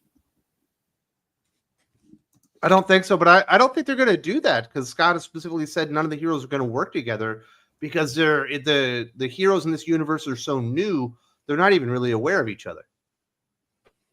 Okay, That so was a his year from explanation. now, whenever sales are lagging, do they release it as the Absolutes to combat the Ultimates? I don't think they'll be that on the nose. I think but they who do. knows? Improvi says in the chat, Tom King would have buried KG Beast in his mother's womb. KG Beast's mother or Tom King's? Oh, it Not doesn't sure, matter. but either way it works. Oh, it doesn't No matter. way. It would be awful. I mean, without spoiling it, we know at the end of Aquaman #1, which is going to be one of my recommends for the week, there's probably going to be some crossover between the lines because that last page seems to indicate that Aquaman is headed over to the Absolute Universe, or maybe something related to it. So we'll see how. But they may not form their own Justice League, but the two lines are the All In and the Absolutes are definitely going to cross over somehow. Tyler Golazinski. I'm enjoying Venom for the Dylan bashing Paul every chance he gets. It's glorious to read and watch MJ defend the kid and not him is great. I'm good with So is this. there a tremendous amount of Paul bashing going on in that all new Venom that I'm missing out on? A little Because bit. I hate Paul. It's great. There's the best part 32 of the book. pages of Paul getting put in his place. Mm-hmm. And That perfectly sat actually in the might get my chair. dollars. Dylan lights Paul up. He basically trash talks him every chance he gets. I just want to see Paul, Dylan, just skin him alive. I think that's a good start. Just put That's him in the the way to do it. basement and just go up, down, and beat on him every so often. Jesus, what kind of fucking weird psycho are you, Doc? Yeah, man. I think Paul deserves it. Oh, shit. I think that he should make some homemade hydrochloric acid and start melting him away, but not kill him and be heroic like the Batman. So melt some feet off. But yeah, Paul deserves everything that he gets as long as it's bad, because that is a terrible character. But I do maintain that I think Alejandro from Exceptional X-Men may be a worse character, but they're very, very close. Dr. Touchdown. Shout out to Marvel Rivals for getting me back into Moon Knight books, including his big omnibus from a couple of years ago. Not sure if I've ever heard you guys talk about Moon Knight. Thoughts on him? We certainly were talking about Moon Knight a few years ago when it was probably the best ongoing title at Marvel Comics for, I would say, a good 18 months from Jed McKay. That's kind of what put him on the map, probably why he has Avengers and the X-Men titles right now. I like Moon Knight. There's some really cool stuff out there, but there's a lot of starts and stops with the character, depending on what version of the character that you like. Is there something you want to say about Moon Knight, Sparrow? I know you're a big fan. I love Moon Knight. Visually, I think he's one of the best characters out there. I think he's got one of the most interesting origins. I think there's a lot of fun stuff that, as a writer, that you could play with there. But you're right. He always has a lot of stops and starts. And everybody always seems to come in with a bold new direction for him. So he never really has a consistent through line to keep him popular. I think that the Marvel show was awful. And I think that Moon Knight is one of those characters. There's certain characters in the Marvel universe that I absolutely love that have just never really had a good, solid, push. Moon Knight, actually, the Jed McKay one was probably the best that he's ever had, the most consistent book that he's ever had. But there's other characters too, like Cloak and Dagger, other characters that I really love that, they all kind of fall into that D-list Marvel character territory. And it's because they never put top tier talent on them and keep it consistent for a while, keep it going. So, it's sad because there's a lot of good characters at Marvel created by a lot of good people who, have never really had their due. I think Moon Knight is one of those characters that could have been amazing. Has all the opportunity in the world, but it gets bogged down in whatever direction the writer wants to go in, and never just kind of bounces around from. You could deal with the multiple personalities, you could deal with the Khonshu thing, you could deal with the mission, the vampire stuff, the werewolf stuff. You could deal with all of these, but they just get so focused on one of them. For multiple personalities mostly nowadays. Yeah, and it's but they don't even do it in like a cool way. They just make him a crazy guy. Yeah, and I liked what Warren Ellis was doing. Was it Warren Ellis? I think that was doing him for a while. Yeah, and he had like Greg Smallwood on the book, and I liked what he was doing there. I liked the Mr. Knight personality that he introduced. Which they of course butchered in the show. They butchered all of that. I even liked the series back when he had the sidekick Midnight that turned on him, and then they were crossing over with Amazing Spider-Man. He's had a lot of good opportunities to kind of land, and they always seem to drop the ball with him. I think that if someone said, "Hey, do you want to do a Moon Knight book?" What I would probably focus in on, at least for the first couple arcs, is I would dig into his mercenary history, because I think that there's a lot of like real G.I. Joe kind of stuff you could do there. And going into that backstory, you could actually build him up some characters that could come in and be part of a rogues gallery for him, which I think you need to do. Because really, the only villain that really comes to mind for Moon Knight is, you fought Werewolf by Night, but that's another hero technically, and Bushman. And then Midnight. That's about it. So you're saying you're not a fan of Moon Squire, the young sidekick introduced in New Champions #1 this week? Oh my God. Who's writing this? Steve Fox. Okay, you know what? Oh, man. That is exactly the retarded bullshit I expect out of somebody like fucking Steve Fox. If he were to, I don't know, fall on a bicycle without a seat, I wouldn't really mind. But he's not just a kid in a white costume. It's not a kid in a white costume. He seems to be a cross between Moon Knight and Cloak from Cloak and Dagger, because he can do some light. Yes, they're all like mashups. They're like amalgams, Yeah. Gabe, you just made me so irrationally angry that I just want to go outside and run at the first living thing I see and kill it with my bare hands. That's how angry Knights or Moon Squire makes me. Oh my God! Like seriously, like how many new young superheroes have been introduced in the past 4 months? There's got to be like between 15 and 20. Technically, you're not going to make any there's money. like You're 80 of them. So you're not going to make any money for creating them because they're all derivative. Because that's all anybody at Marvel does anymore is derivations of existing characters. Nobody creates anything new because there's no incentive to do so, and they don't have the talent to do it anyway. Why Steve Fox is continually handed opportunity after opportunity when he can't write his way out of a paper bag? It's just a wet paper bag. It is maddening how low the bar has become for comic book talent. But you see, now they're sort of like coalescing into this bucket of creators. You have Steve Orlando, Steve Fox, and the generic Steves. Yeah, Dennis or Denis Camp. I mean, if you look at if you're looking at all their titles that they're doing right now, with Steve Fox on New Champions, Steve Orlando with 2099, and Dennis or Denis Camp on the Ultimates, they're all just vehicles to introduce variants of new characters. 2099, that's all that is. Steve Orlando is just coming up with these paper-thin plots to just introduce 2099 variants of characters we already know.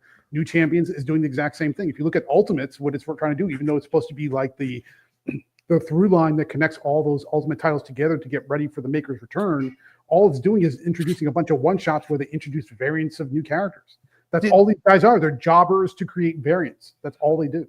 Did So did Marvel just go out and like hire the people that make the generic Dollar Tree versions of actual toys and like hire them and be like, here, create all of our new characters? And they just make the generic version, because that's what it feels like. Also, just so we're all clear, if some creator, any creator, were to say, take all of these brand new characters, line them up against a pit, shoot them all in the head, and then just have a mass grave, I don't think any of us here would really mind.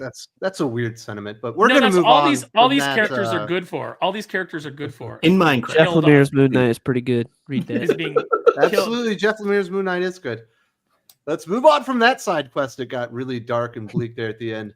Odin 87, Dylan, who wins, the goddamn Batman or the absolute Batman? Absolute Batman, I think, would just absolutely destroy the All-Star Batman. I feel like he's just so much bigger, and also he can engineer anything. But man, that would be And such he could a drop fun a bridge interaction. on you. He could drop a bridge on him. He could drop many things. He can melt his legs off, and also we've seen that All-Star Batman is very distracted by how horny he is. Absolute Batman, we haven't seen Oh, no the level interest. he's on yet. Yeah, he seems all about the mission. So I think Absolute Batman would take this one. I don't think it would be particularly close. He'd create that axe out of his thing and just chop his head off non-lethally. He would use Selena as bait. I think the goddamn Batman might pull it just because he has the money that absolute big dumb Batman doesn't have. Yeah, but the lack of money doesn't stop him from building anything that he wants. Yeah, That's Still that got is the all most the resources. inexplicable portion. Yes. Yeah, I just here is the final arc of Big Dumb Batman. Big Dumb Batman versus the Bank of Gotham coming to collect all the money he owes them.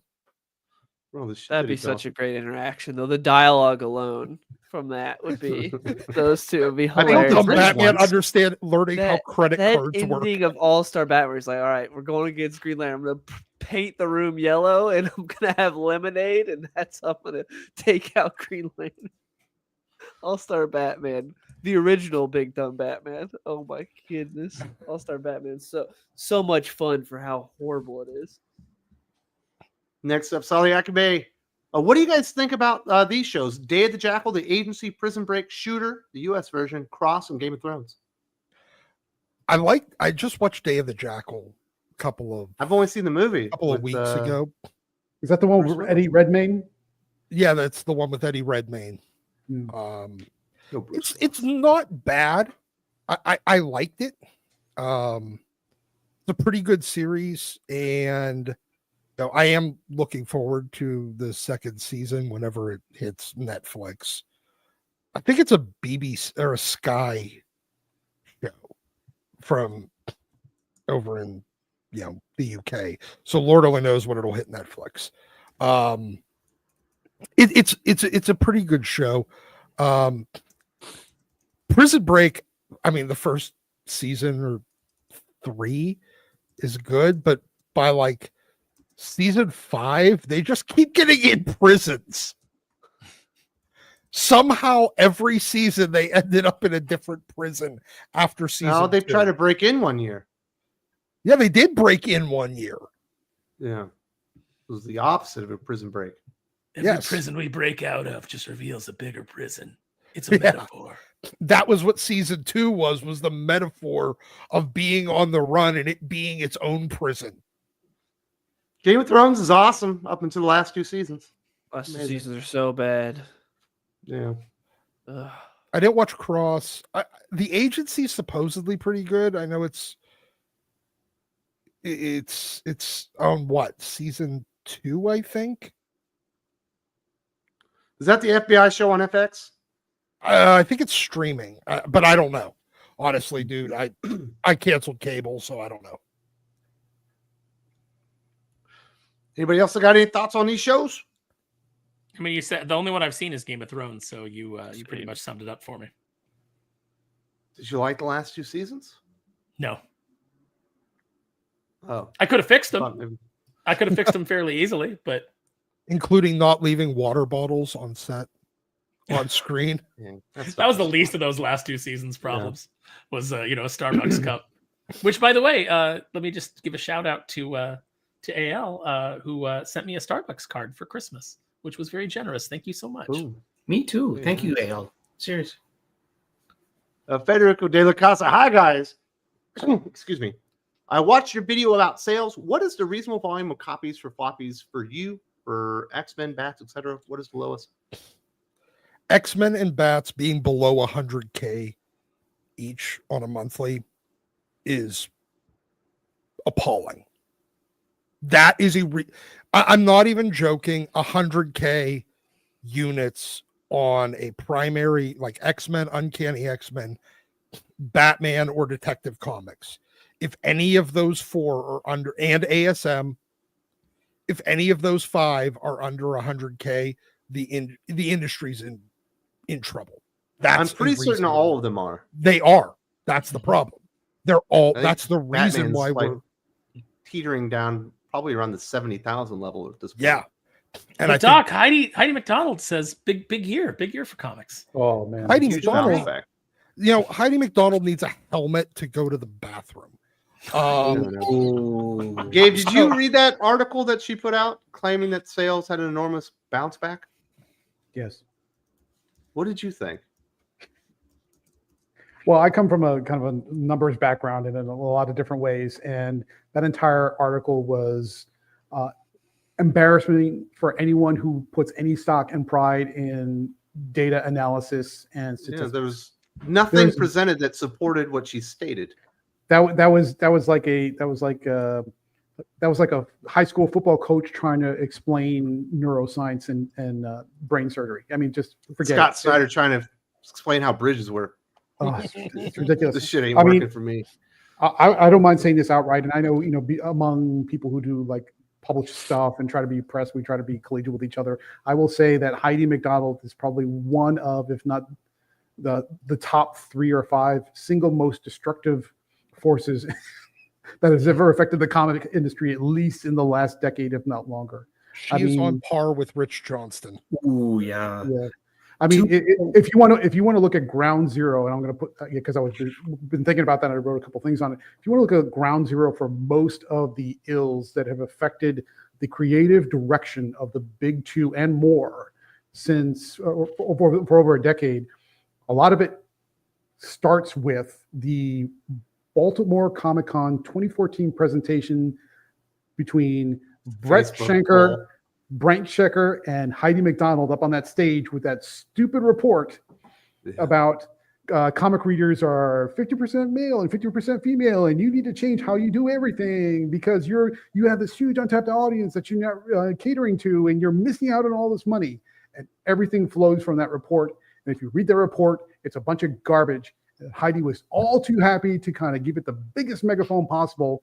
And if I had to zero in on what is the most destructive force in comics in the last decade, it's Heidi and Brent, and the 2 of them together, we have yet to see any recovery for it. So I take nothing that Heidi publishes or has published in the last decade with any degree of confidence, integrity, honesty, or just any thought other than, oh, that's interesting, and then just pass it on and leave it in the dust. If your number one motivation is to make sure that you get invited to parties at different comic conventions, you have no business being a journalist. You should. Well, I don't think that's what she wants. I think she wanted to change the industry, and she did. For the worse. Yeah, she completely broke it. But that's a huge part of it is all the cronyism and being able to go to those and hobnob at those little parties. And by the way, can you think of anything more pathetic than like the highlight of your life being invited to parties with comic creators? I'm a comic creator, and I don't want to go to a party full of comic creators. I just don't. Yeah. Like a select few, sure. But like, hobnob with everybody and have to kiss everybody's ass and be in that little clique and so that you feel like you're at the cool kids table in a school full of nerds, I don't even know what that is. The idea of being one of their main goals in life. I'm just reminded of Randall Pink Floyd in Dazed and Confused. If I ever start referring to these as the best days of my life, remind me to kill myself. I'm not here to make friends. I'm here to make good comics. Kalichioki, if Scott can at least write a story, why is he not on the mainline Batman? So it can boot Zdarsky off. Seems like he's a hack. Well, I mean, Scott said that he was never going to write Batman again once he did The Last Night on Earth or whatever that story was that he did with Capullo. And Once he did that one, maybe he shouldn't have written Batman ever again. But I don't think he has written Batman again. Not really. But I think that he thought he was going to make a lot of money creating ideas and then developing them for streaming. That was certainly his focus after his time at DC there for like 3 or 4 years. But I don't think he wants to go back to the Batman. And it's probably in his view that he would be going backwards. So now he's doing absolute Batman because that's not Batman. But, he had a really long run there. I don't think he just wants to be the Batman guy. I think that's why that is. No, I mean, he obviously has a lot of other irons in the fire that he's trying to do. But yeah, I mean, I don't know. It'd be like Tom King saying, I'm not going to go back and write Batman. It's like, well, I got news for you. You never wrote Batman. Yeah, but Scott Snyder had some of the classic Batman stories. Like, one or two. Black Mirror and Court of Owls. Those were good. Yeah, certainly. Yeah. Although Court of Owls kind of doesn't stick the landing, but but given the choice, I'd take Scott Snyder over Zdarsky any day on Batman. Oh, absolutely. Yeah. I think we'd all take Scott Snyder's sales on Batman over Zdarsky too. I think DC would as well.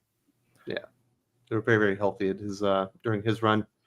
the boys at Sigma from Here Comes Calico. Greetings, aficionados. Keep it tuned to the very best comic book YouTubers. Gargantuan news coming soon. Hit like and subscribe, and then go to Here Comes Calico and subscribe there. So when he says gargantuan, Aaron, it's in all caps. So is he saying that it's enormous, like gargantuan level news? Or perhaps is gargantuan like a name of a title or something? What's going on there? I don't know. He did capitalize it, so it's got to be on purpose, right? It could be. HH, he's tricky. He's crafty. We don't know what he's up to. I think he's doing a mind screw on us. There we go. I'm assuming that it has something to do with the new title or character named Gargantuan. Maybe he's going to slap the Calico around, give him a new fit. Definitely go check those guys out. Really appreciate their support. And HH should be hitting the circuit soon. Federico de la Casa, I hated every page of the new champions. Lame. I think, well, the good news is it won't be around long. Yeah, no, it will not. Did you hate every page of the new champions, Gabe? It sort of depends. And the reason I say that is because it feels like how an adult thinks YA readers want to read a comic book. So it was definitely not for me. It's probably targeted at a YA audience. My sense, though, is it felt too kind of loud and flat and corny to appeal to a YA audience. I think they'd look at it and say, that's lame. So from the perspective of, I didn't like it because I know, but it's not for me. And I know I hated every page I read, but I didn't read every page because I stopped after 9. And the plot was super thin. I mean, it was just basically a cameo fest is really what it boils down to. So, I mean, I guess it did its job, but would I go out of my way and pay money for it? No. And I doubt if you're going for a YA audience, which is basically dissipated, YA is not the force that it was even a few years ago.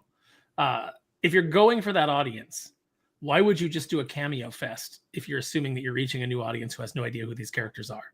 Like, what attachment would they have to that? I don't know. It was like I don't by the end of it. I don't understand the logic of it. You're asking questions as though it is logic to it. I mean, this is Marvel we're talking about. They don't. Well, and it's the Steves. The Steves are the basically the male Stephanies. Well, you say that, but at the same time, I suspect for most of these readers, for most of these writers, I doubt they're pitching their concepts and saying, "Hey, let me do this." It's probably some editor reaching out saying, "We have an idea. Can you pen this script?" And they'll say, "Sure, yeah, I'll do it. No problem." It keeps me in the Marvel graces. It keeps me active and whatever else. So even though it's maybe not great, I suspect it has more to do with editorial saying, "Here, just fill out the script template, and then we'll get somebody to draw it," more than anything else. Everybody needs to be fired and then have to reapply for their jobs. And most of them need to be told no. Frederico will follow that up and says, I fear we can't get rid of DEI in comics. And he's got a bit of a point here, Aaron. At some point, the next generation of writers that take over from this generation are going to think that's how you get and make new characters, is you just take an established mantle and you make it more diverse with a new person sitting in it. And that's how you, like, because that's going to be the established way that you do it. And I think you I might think not be able to get rid of it. I think you're being super optimistic that there's going to be a next generation of comic book writers. I think so too. Wow. DEI will kill if they don't cut DEI out, it will kill the comic book medium. It will kill the mainstream industry. There'll always be comic books, Right. but there won't be a Marvel DC anymore. There won't be, comic book stores. There'll be collectible stores that have a small rack of independent comics on them, and that'll be it. That's where we're headed right now with the way that everything's going. And you see every company on the planet abandoning DEI because they've realized it is a money loser. Right. All that it does is employ a bunch of substandard workers based on immutable traits. And also forces your company to focus on things that aren't profitable. They're not value add. Yes, is what it really comes down to. I mean, listen, I'm a dyed-in-the-wool capitalist, and if DEI was a moneymaker, I'd be saying, you know what, that's where the money is, go for it. But it has been proven time and time again, it is a money loser. It is catastrophic to any company that embraces it as an ideology and that tries to force it down people's throats. Comics, fortunately, is small enough that they could pivot very quickly. It only takes 3 months to completely reinvent yourself in comics because that's how long solicitations take. But unfortunately, it's so entrenched in the people that they've hired and the people that are in power and the tired old men that run Marvel and DC who are just, like we say all the time, running out the clock on their careers, trying to get whatever small parachute they get at the end of, a lifetime of service. I mean, you think Tom Brevoort clearly doesn't care. He didn't want to be in the X office. He barely cared about the stuff that he was doing before. Now he really doesn't care. And he's hired a bunch of writers that don't care. Yeah, I mean, if you want an example of, I frequently said that for Marvel and DC, if they want to turn their fortunes around, they really need to wipe out their leadership and start over from scratch. The problem, that's a very good suggestion. The problem with that suggestion is who would you replace them with? Yep. And therein lies the challenge. Well, present company excluded, of course. The problem with that I know a bunch of people that I would hire. I'm not going to name them. A bunch of people, but there's all kinds of turmoil and everything else. Probably, but if you're looking for an example of somebody who did turn their fortunes around and did it pretty quickly, look at what happened with the Hasbro licenses and Image and Skybound. They were over at IDW. They were languishing. They were doing terrible things. Hasbro said, enough of that. Give me back those licenses. They gave it to Skybound, which is Robert Kirkman's imprint or company, publishing imprint company, and top books of the year. G.I. Joe selling out. Transformers selling out. Doing spin-offs, doing crossovers. Continue with Larry Hama. It takes somebody who is passionate about the property, is passionate about the quality of the book, Scarlet notwithstanding, is passionate about the titles that come out, and is willing to take that ball and run with it because they have the right sense for the property, they have the right talent on tap, and is willing to kind of say, just give it to me and go. I think for Marvel and DC at this point, wiping out their leadership and just bringing in a new team and starting over is maybe too big of a ship to turn. And they might be better off just following the Image Skybound example and saying, just take him, give it to somebody who is passionate about Marvel properties, who's passionate about DC properties, and just let them run with it and then just collect the money, because I think that's more likely going to be a solution that's going to be workable, at least in the short term, to kind of keep those characters alive. Very nice. Sally Akabe says, which anime are you currently watching? Solo Leveling Season 2 is out and a banger manga. Sakamoto Days premieres today. So I actually just watched Alita Battle Angel with my two oldest boys, and they fucking love that movie. Yep. Good movie. Couldn't believe it. We couldn't find they used to have the animes on Netflix. Now it's not even there anymore. Can you believe that shit? We were hoping for some follow-up. What animes are you watching, Gabe? You seem like an anime guy. Yeah, we just watched the two most recent episodes of Bleach: The 1,000-Year Blood War, which is pretty awesome. we're up to date on My Hero Academia. We just concluded the most recent season. The last season basically is the big final battle against All for One, and then the catching up on some Black Clover, because I kind of like that type of stuff. Very nice. Anybody else watching any anime? You seem like an anime guy, Dylan. Nope, not watching any anime. You're not watching Spy X Family? Nope, Ooh. I've watched hardly any anime at all. Mhm. No. Man, Cowboy you would Bebop's like that. cool. That's a great one. Yeah, My wife loves that shit. I'm gonna give Dragon Ball Daima a go. You're a Eventually. Dragon Ball guy? Love Dragon Ball, dude. You got Dragon the Yeah, Gods? you watch a couple episodes of Daima. Yeah, it's pretty good. Mhm. Lots of recap stuff. Lots of recap in the beginning. That's what I heard. Yeah, and I'm in. Sparrow, you And then watching any anime? I am not. There you go. That's what we're watching. But I'm my not really kids watching watch much the of hell out of anything. Battle Angel Alita. They love I'm it. not really watching much of anything. Lately I've just been I have YouTube on in the background. I just put on like spooky stories and. Thinking Critical.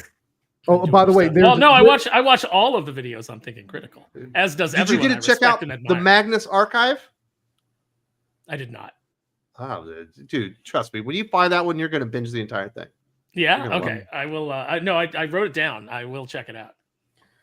By the way, there's another lesson in there, because since you brought up Dragon Ball, if you look at Dragon Ball's progression, Goku started as a small child and then all the way up to current. Right now, he's a grandfather.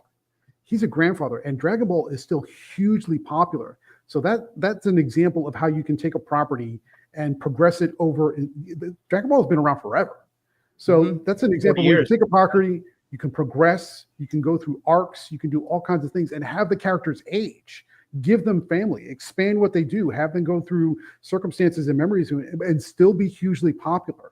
I think that's a huge lesson there, particularly for the Beg 2, how you can still not go through the hamster wheel of reliving variations of 2 years over and over and over again.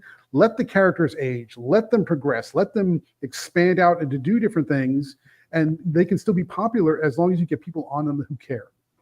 They're not characters anymore, Gabe. They're corporate IP, and they must remain the same forever. They're brands. Very nice. Federico says 100K in the 90s, Doc. That would have got your series canceled. Yep. Doc, he's out choking down a heater. No. Well, in the 90s, they would have closed the series. They would have canceled one of those books. Well, actually, we don't need after the about entire 97. fucking history of comic books. No. Doc. Just No, say up- you're Up great. Nowadays, until you about would- 97. Nowadays, you would kill to have 90s Sleepwalker numbers. Yes. Yeah. Yeah. Absolutely.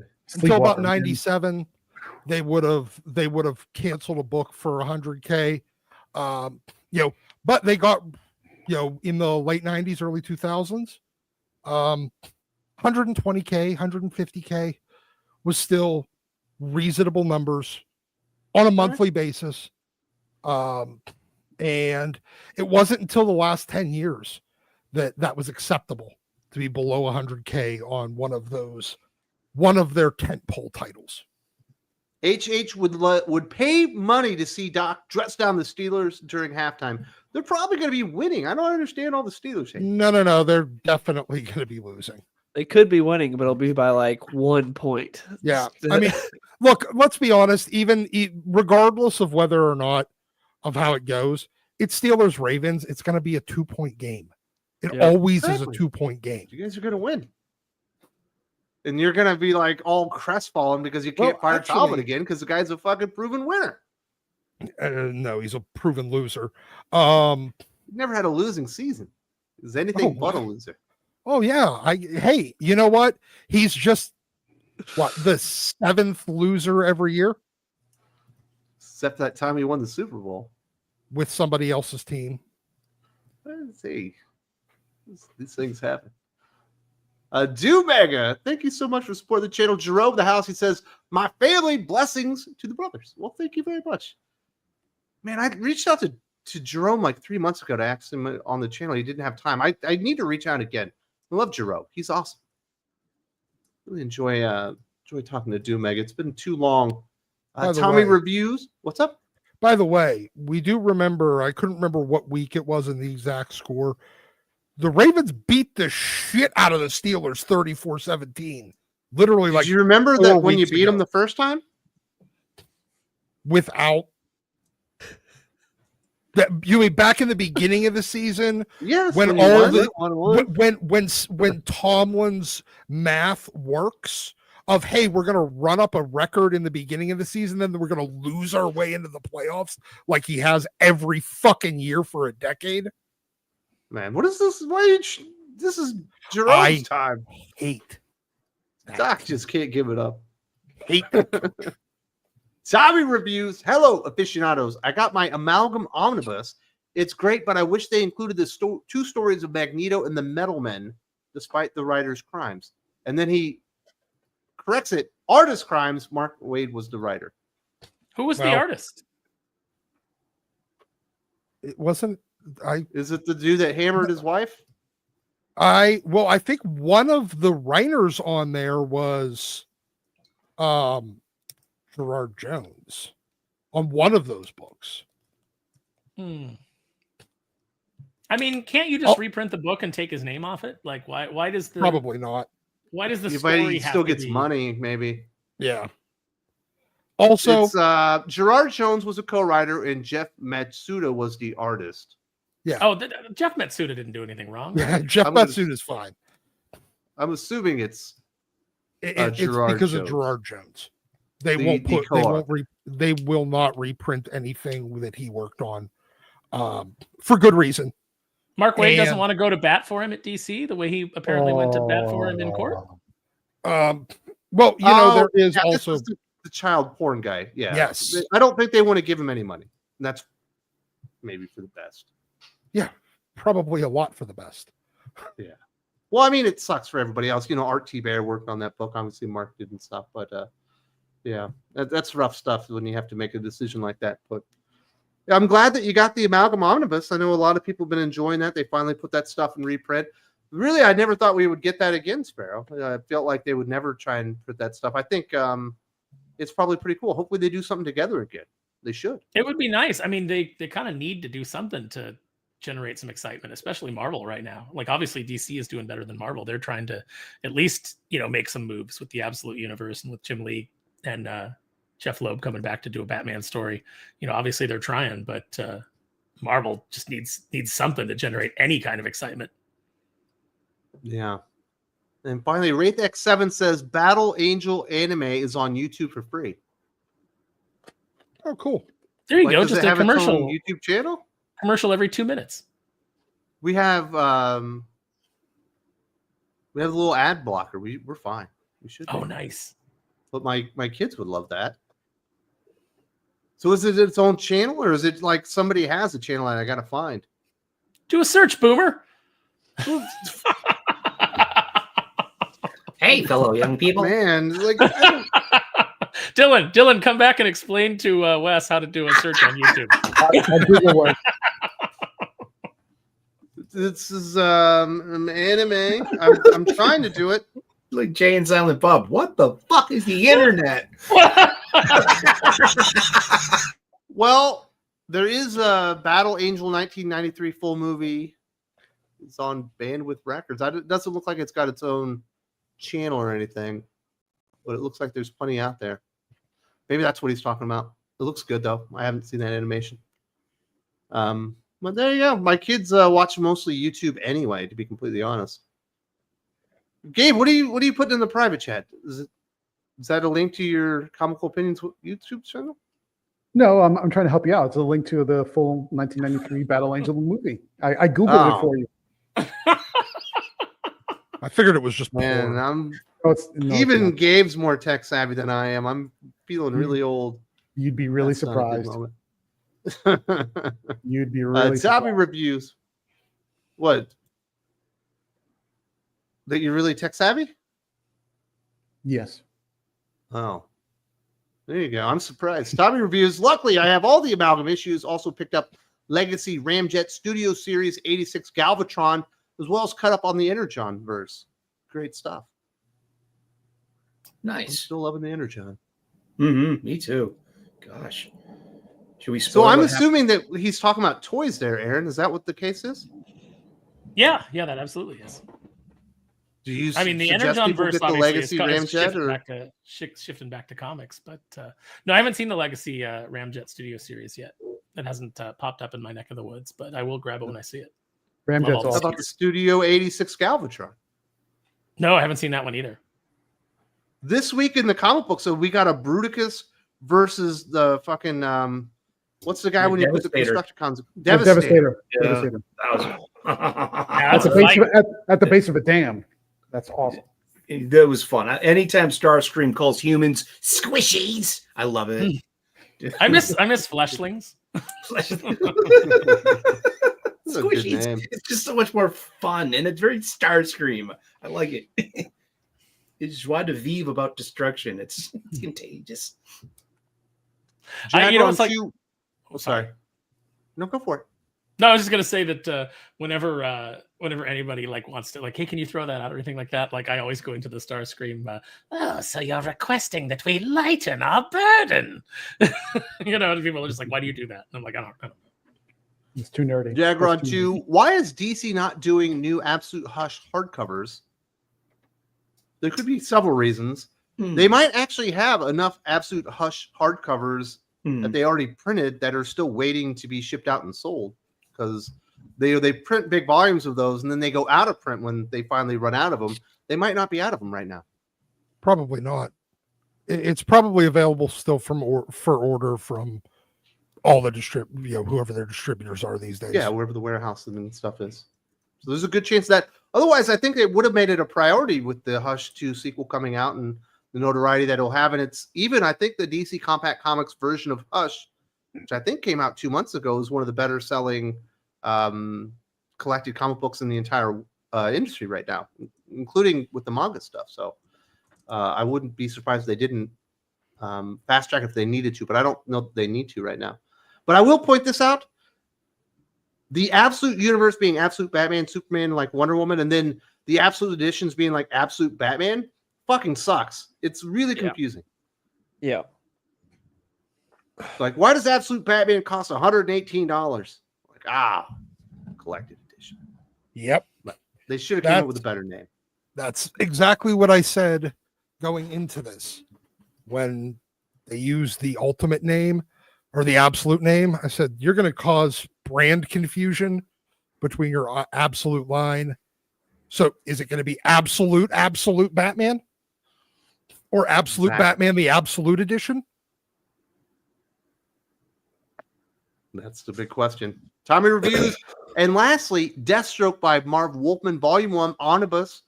Aaron, check out Target and Amazon for figures. Can't rely on Hasbro Pulse hype for is that AOTP Superion. Yeah, figure. Age of the Primes is what AOTP is. I was going to like Alien versus Predator for some reason. No, my Transformer stuff has kind of fallen behind because I've been like super focused on a couple of things that have hit recently. Is like a Classified has been pumping stuff out, and I've been catching up on Marvel Legends that I missed because I was while I was getting prepping the Kneel Before Doomface campaign and spending all that money, there was like Legends was something that I had kind of like let fall by the wayside. So in that time they released a couple of like online only waves, so I missed them because I never saw them at stores, and I always like to pick them up at stores first. So I missed out on like some of the Mindless One figures and some of the set where you could build the Void. And some of those. So I've been catching up on those. So now I got to go back and catch up on Transformers. And then I got to go back and catch up on Mythic Legions. So you mentioned Classified. This is what my 9-year-old got. Oh, absolutely Bazooka. amazing. How does he feel about it? Oh, he liked it. At first, he was kind of ignoring it, but once he finally opened and he realized how fucking cool this was, it went to the top of the play pile along with the Red Robin thing we got for our middle son. So nice. G.I. Joe Classified stuff is legit. If you get the Scrap Iron Deluxe figure, he comes with a bunch of rocket stuff that you can plug into Bazooka's bazooka and actually have it look like the rockets are firing out. Very cool. So we're not going to have time for a second topic, but we can do this one really quickly. Our favorite Green Lantern stories of all times. Now, I sent out a list. It's not supposed to, it doesn't have to be on the list just to get the ideas percolating out there. Dylan, you're the big DC guy. What is your personal favorite Green Lantern story ever? I had to go with what got me into Green Lantern, which is Rebirth. I loved what Jeff Johns and Ethan Skyver did with Rebirth. It's got everything you want. Him freaking man, when he just punches Batman, it's like, okay, this is the cool, because I knew nothing about Green Lantern at this point, really, other than the cartoons. And then when I read that, I was like, all right, Hal Jordan's the coolest guy ever. It's got all the moments you want. Bringing Hal back is sick. You got the moment with Ollie struggling his hardest to create a tiny little arrow. Of course, the art's beautiful from Ethan Van Sciver. I love Rebirth. I know my brother's a massive Green Lantern fan. He would say Sinestro Corps War is his favorite. But for me personally, Rebirth. Green Lantern. Hal's one of the few DC heroes that will tell Batman to get bent. Yep. That's why I love him. Yeah. Love Hal's attitude. Very nice. What do you think, Sully? What's your favorite Green Lantern story of all time? We go in Silver Age? Ooh, no, well, let's see. I liked Emerald Dawn a lot, and that's Bronze Age. Or is that Copper Age? I think that's Copper Age, yeah. Somewhere between 1984 and 1993. That's what the Copper Age is. I want to say I'm going with the Sinestro Corps War because I had every single tie-in.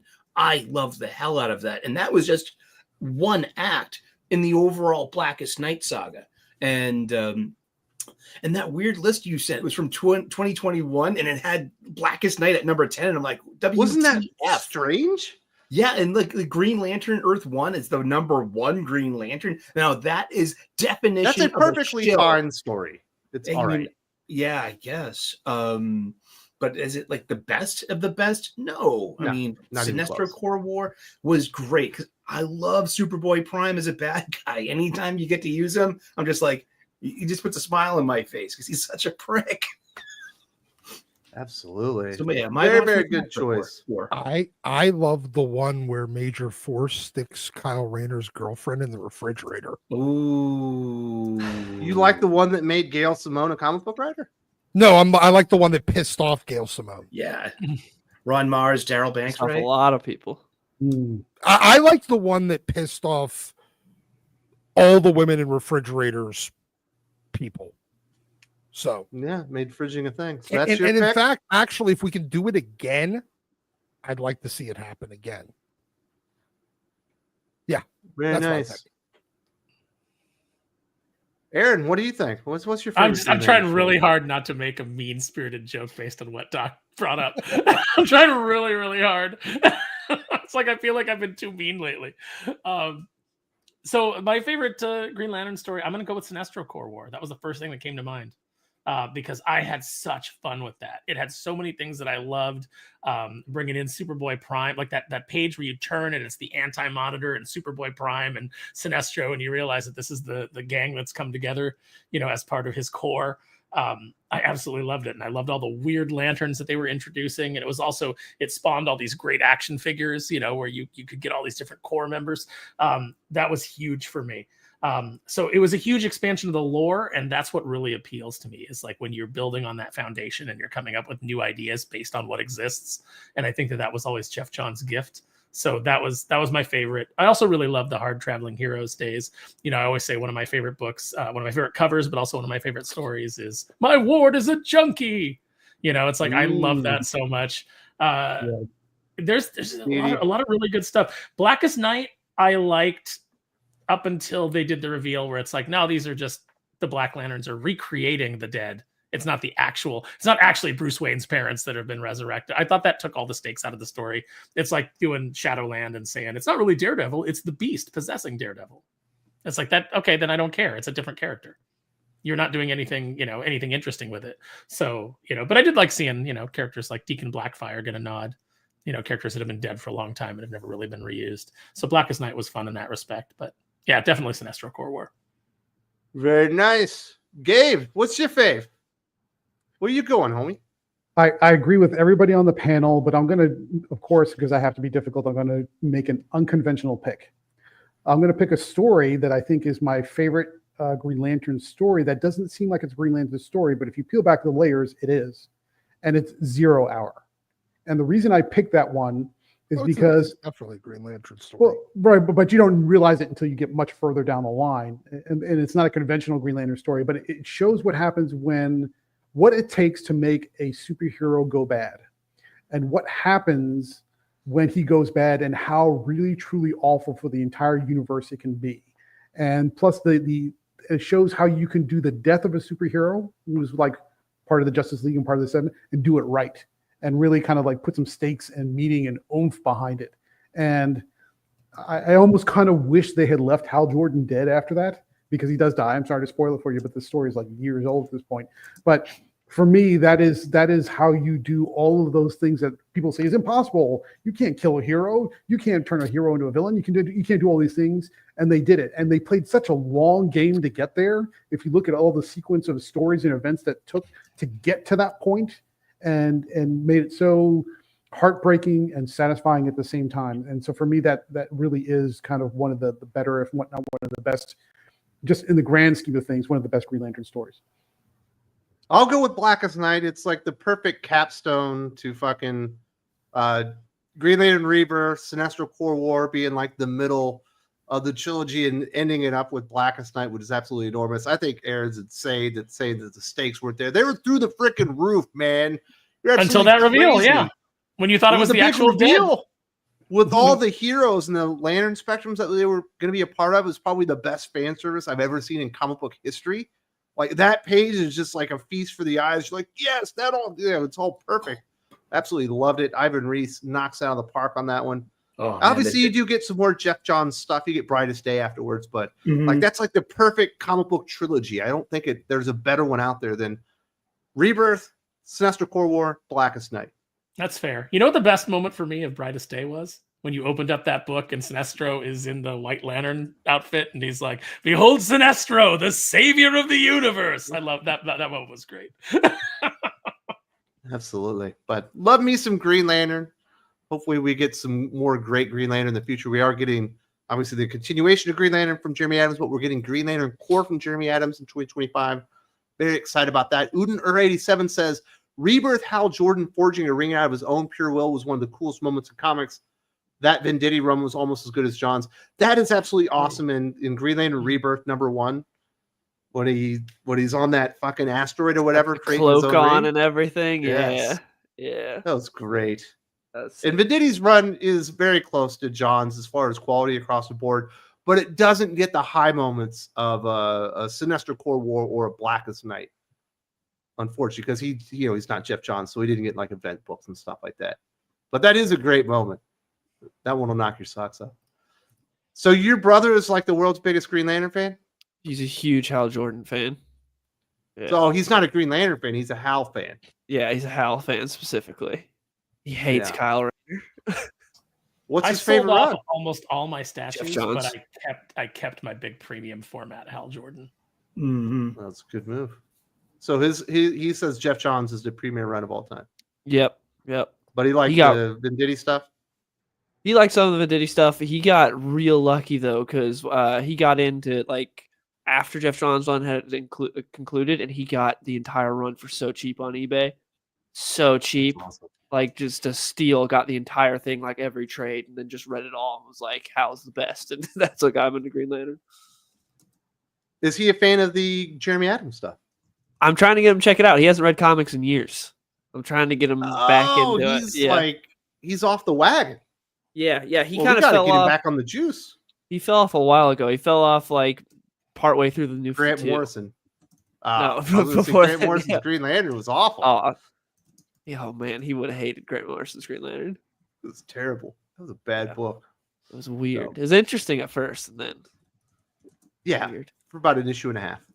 And the spider pirate guy like wears out his welcome. You're like, never mind. Good art though. Fantastic art. Liam Sharp's awesome.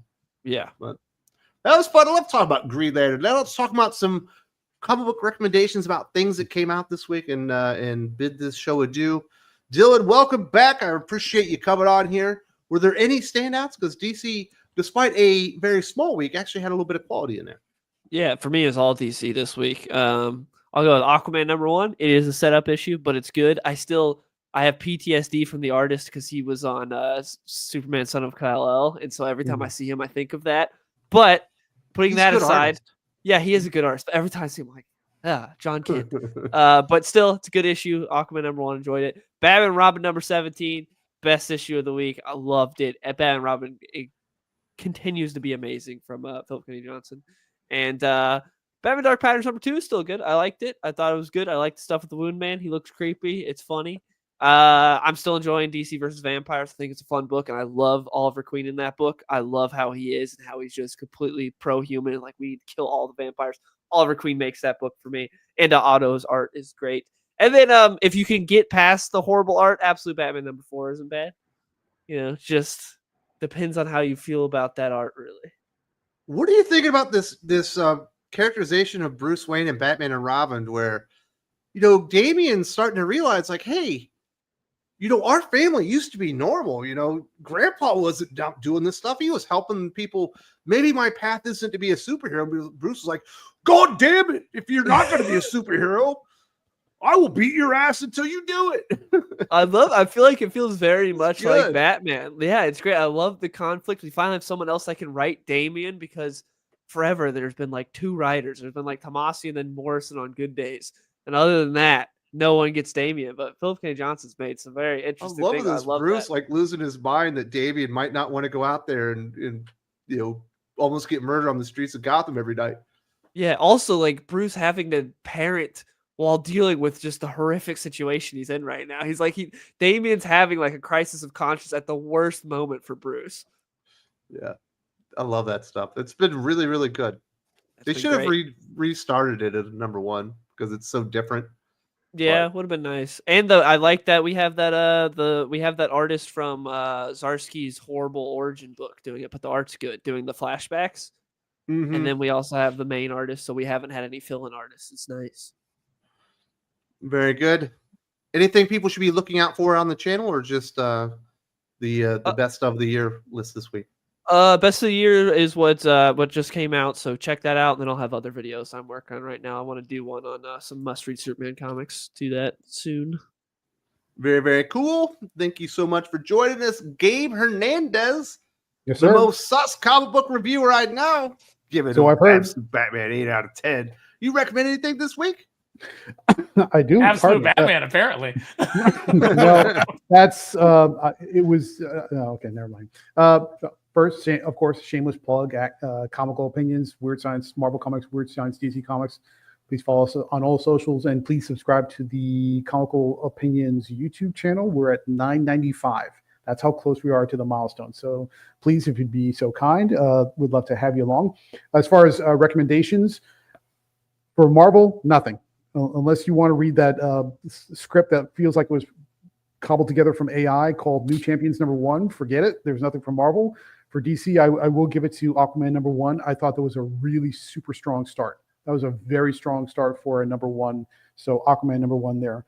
On the non-Big 2 side, we have Transformers #16, Bruticus versus Devastator. I mean, you can't ask for much more than that at the base of a dam.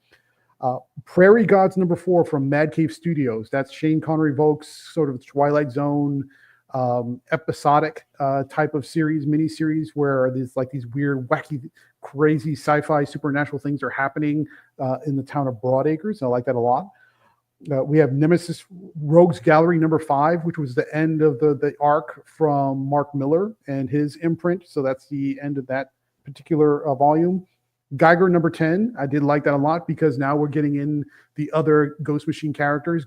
Junkyard Joe shows up in Geiger #10, and now we're starting to kind of bring the band together. And I know that's been anticipated for people who like Ghost Machine. And last but not least, I'm going to give it a little bit to Prodigy Slaves of Mars #5, because Mark Miller, that's another Mark Miller title, takes some really big swings in that issue, and I think they pretty much pay off. You get a lot of big surprises in there that you won't see coming, and it was a particularly satisfying ending for that series. I know it's not everybody's cup of tea, but I did enjoy it quite a bit. So those are my recommendations for the week. Very nice. Did he just spoil Geiger 10 for you, Dylan? It's on the cover. A little bit, but It's no, on the because cover. that was built up, so not really. No. Yeah. It's a good issue. It was a return to form of sorts. Really enjoyed this week's. Although there's one moment where I thought maybe Nate the Atomic Knight might have been Redcoat, just like the way that it plays out in sequential storytelling. that confused the hell out of me for a minute. But you'll know what I'm talking about when you say it. I know what you Who mean. else we got? We got Sully Hello. in the house, the most optimistic comic book reviewer I know. What are you recommending this week? I get some good words for a couple of Marvel books. I didn't have any problems with Amazing Spider-Man 65 this week. And I'm really happy that no one has mentioned Ultimates 8 for 2 weeks in a row. It's like, yeah, let's just walk away from that. I really liked the 2 what ifs that were this week. We had what if Mickey was like in Friends became the Fantastic Four. And it was fun. It put a big smile on my face. It worked for me. And the what if Galactus made Gambit his herald really worked for me. I like the design of Gambit's uniform. I mean, his head, he looked like Firestorm in a way. So I really got a kick out of that. It was a good one and done. The Death of Copra #1. If you like Copra, this is a fantastic issue. And I got 4 books this week. From my local comic book shop where I like to spend my money once a week. I've got Jupiter's Legacy 3 of 5 by Mark Miller. It's okay. It's pretty good. It's kind of a hot Come mess. out till next week. That's what he said too. But I mean, just maybe There was a scheduling snafu. It was supposed to be pushed last week, and then they pulled it out this week, and there's all kinds of mix up with Netflix. So it's out, but technically it's not out. It's weird. Right. So, just there were 3 Mark Miller books on the new release shelf this week, and I got 2 because I got Nemesis Rogues Gallery 5 of 5. I got the black and white variant cover just because I could. And this wraps up this part of Nemesis's story with, promises of more to come. Great resolution for his rookie character because, I didn't see it coming, but I should have. This is fun, and it was over the top. It's gruesome and hyper violent.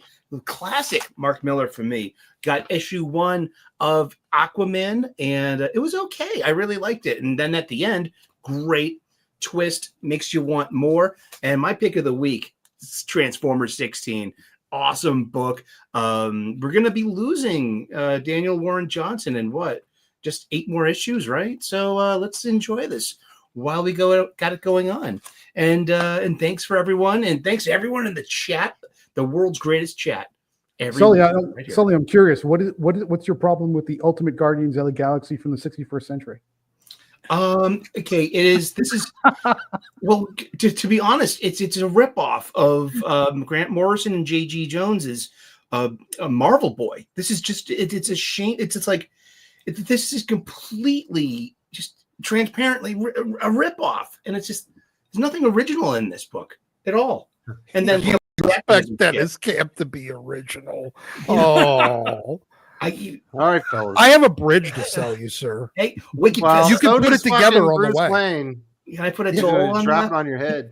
$2.50, sir. The Commonwealth All Chat. right, see, fellas. is Wes trying This to stop side us quest from adventure capping on is his trying to get- favorite writer? Yes. You're No, like, hey, this little side quest is getting between me and my dinner. Chicken I nuggets. don't think Come we're Nuggies are accomplishing calling. anything. Sparrow, you got any recommendations this week? Yeah, I mean, obviously, I'm going to recommend Aquaman #1. Jeremy Adams is a brand that I trust at this point, so I'm definitely going to recommend that. Like you said, it is largely laying the foundation, but it's still good. Geiger 10. A lot of things that you guys said, obviously, I'm in agreement with. I'm going to throw in a dark horse here. I'm going to say that you guys shouldn't be sleeping on Teenage Mutant Ninja Turtles Saturday Morning Adventures. Eric Burnham always does a great job, and I actually really like Sarah Dyer's art, so I'm going to recommend that. And then I'm going to back up Sully on recommending at least one of the what ifs. I don't care about Mickey and Friends as the Fantastic Four, but the Galactus transforming Gambit sounds like a very stupid concept, like right out of the gate, but get in just for the beautiful Ron Lim art and the design of Gambit, and the looks great, and the art is fantastic. So pick it up for that. Man, there's somebody that was on that book. Is that a Steve Fox book? No, that's No, it's Josh Trujillo. Josh Trujillo. He's just as bad. But you know what? The Ron Lim art, even if you don't like the story, you'll like the Ron Lim art. read You know what? it. Let Just me look also at it. recommend. I know it just closed, but I believe it's open for late backers. Is Black and White #3, Art to Bear. That is on Indiegogo right now. You should pick that up. Co-written by yours truly. And then you can always if you're looking for a place to throw some dollars, you can always throw some over to Kneel Before Doomface. Very nice. Really appreciate that, Aaron. And please stay safe. I know things aren't completely cleared up. You're not right in there in danger, but I don't want anything to happen to you. Last but not least, Doc, do you run or recommend X-Men or Uncanny X-Men number 8? I recommend folks go and check out on Patreon our full unedited review. You can go over there and, back the doc is right here and hear our full unedited review. What day does that come out? Does that launch? Does that drop today? That'll be out in the morning. All right. So about 12 hours from now. And go check that out because holy shit, Gale the Fail Whale is back. So instead we're gonna go backwards a little bit. Back when Wildstorm still existed and they did their coup d'etat event. This is like what happens when the superheroes get fucking sick of everyone else running the world wrong. And the authority takes over America. They overthrow the government. And Jack Hawksmoor becomes the president, and the Midnighter is the Secretary of Defense. So if nothing else, just seeing that is greatly amusing. Then we will go with more old. So back when Deadpool was still really good and not wildly overexposed and everywhere. So Joe Kelly, Ed McGuinness, this is what really made Deadpool. As much as I appreciate what Rob had done with the character before this, and even what Fabian had done, this was what really kind of gave Deadpool it really defined who he was. Absolutely. Is that a Joe Mad cover? No, it's Ed McGuinness. Oh, okay. They both have a similar manga influenced style, but like really thick limbs and yes, thick jaws. Real thick. Just that's why I always thought that Ed McGuinness doesn't work for Spider-Man, but he works amazingly on Superman. So then we will go with another Wildstorm book. This is, if you're not a Wildstorm fan, you'll still really like this because it's Chuck Dixon doing, with Doug Mankey art doing a fucking Cold War, Black Ops war story. There's not even really much superhero stuff in this. So if you actually just want to read like a cool Chuck Dixon war story, go check this out. It was a 6-issue miniseries. Great Doug Mankey art. This is before Doug Mankey was Doug Mankey. And you could probably find this in dollar bins. It's just a 6-issue miniseries. And if you're a Wildstorm fan, there's some Easter eggs towards, the stuff that, because this is set way in the past, like before Team 7. And so you get some Easter eggs, but if you're not a Wildstorm fan, you can just enjoy a good war story.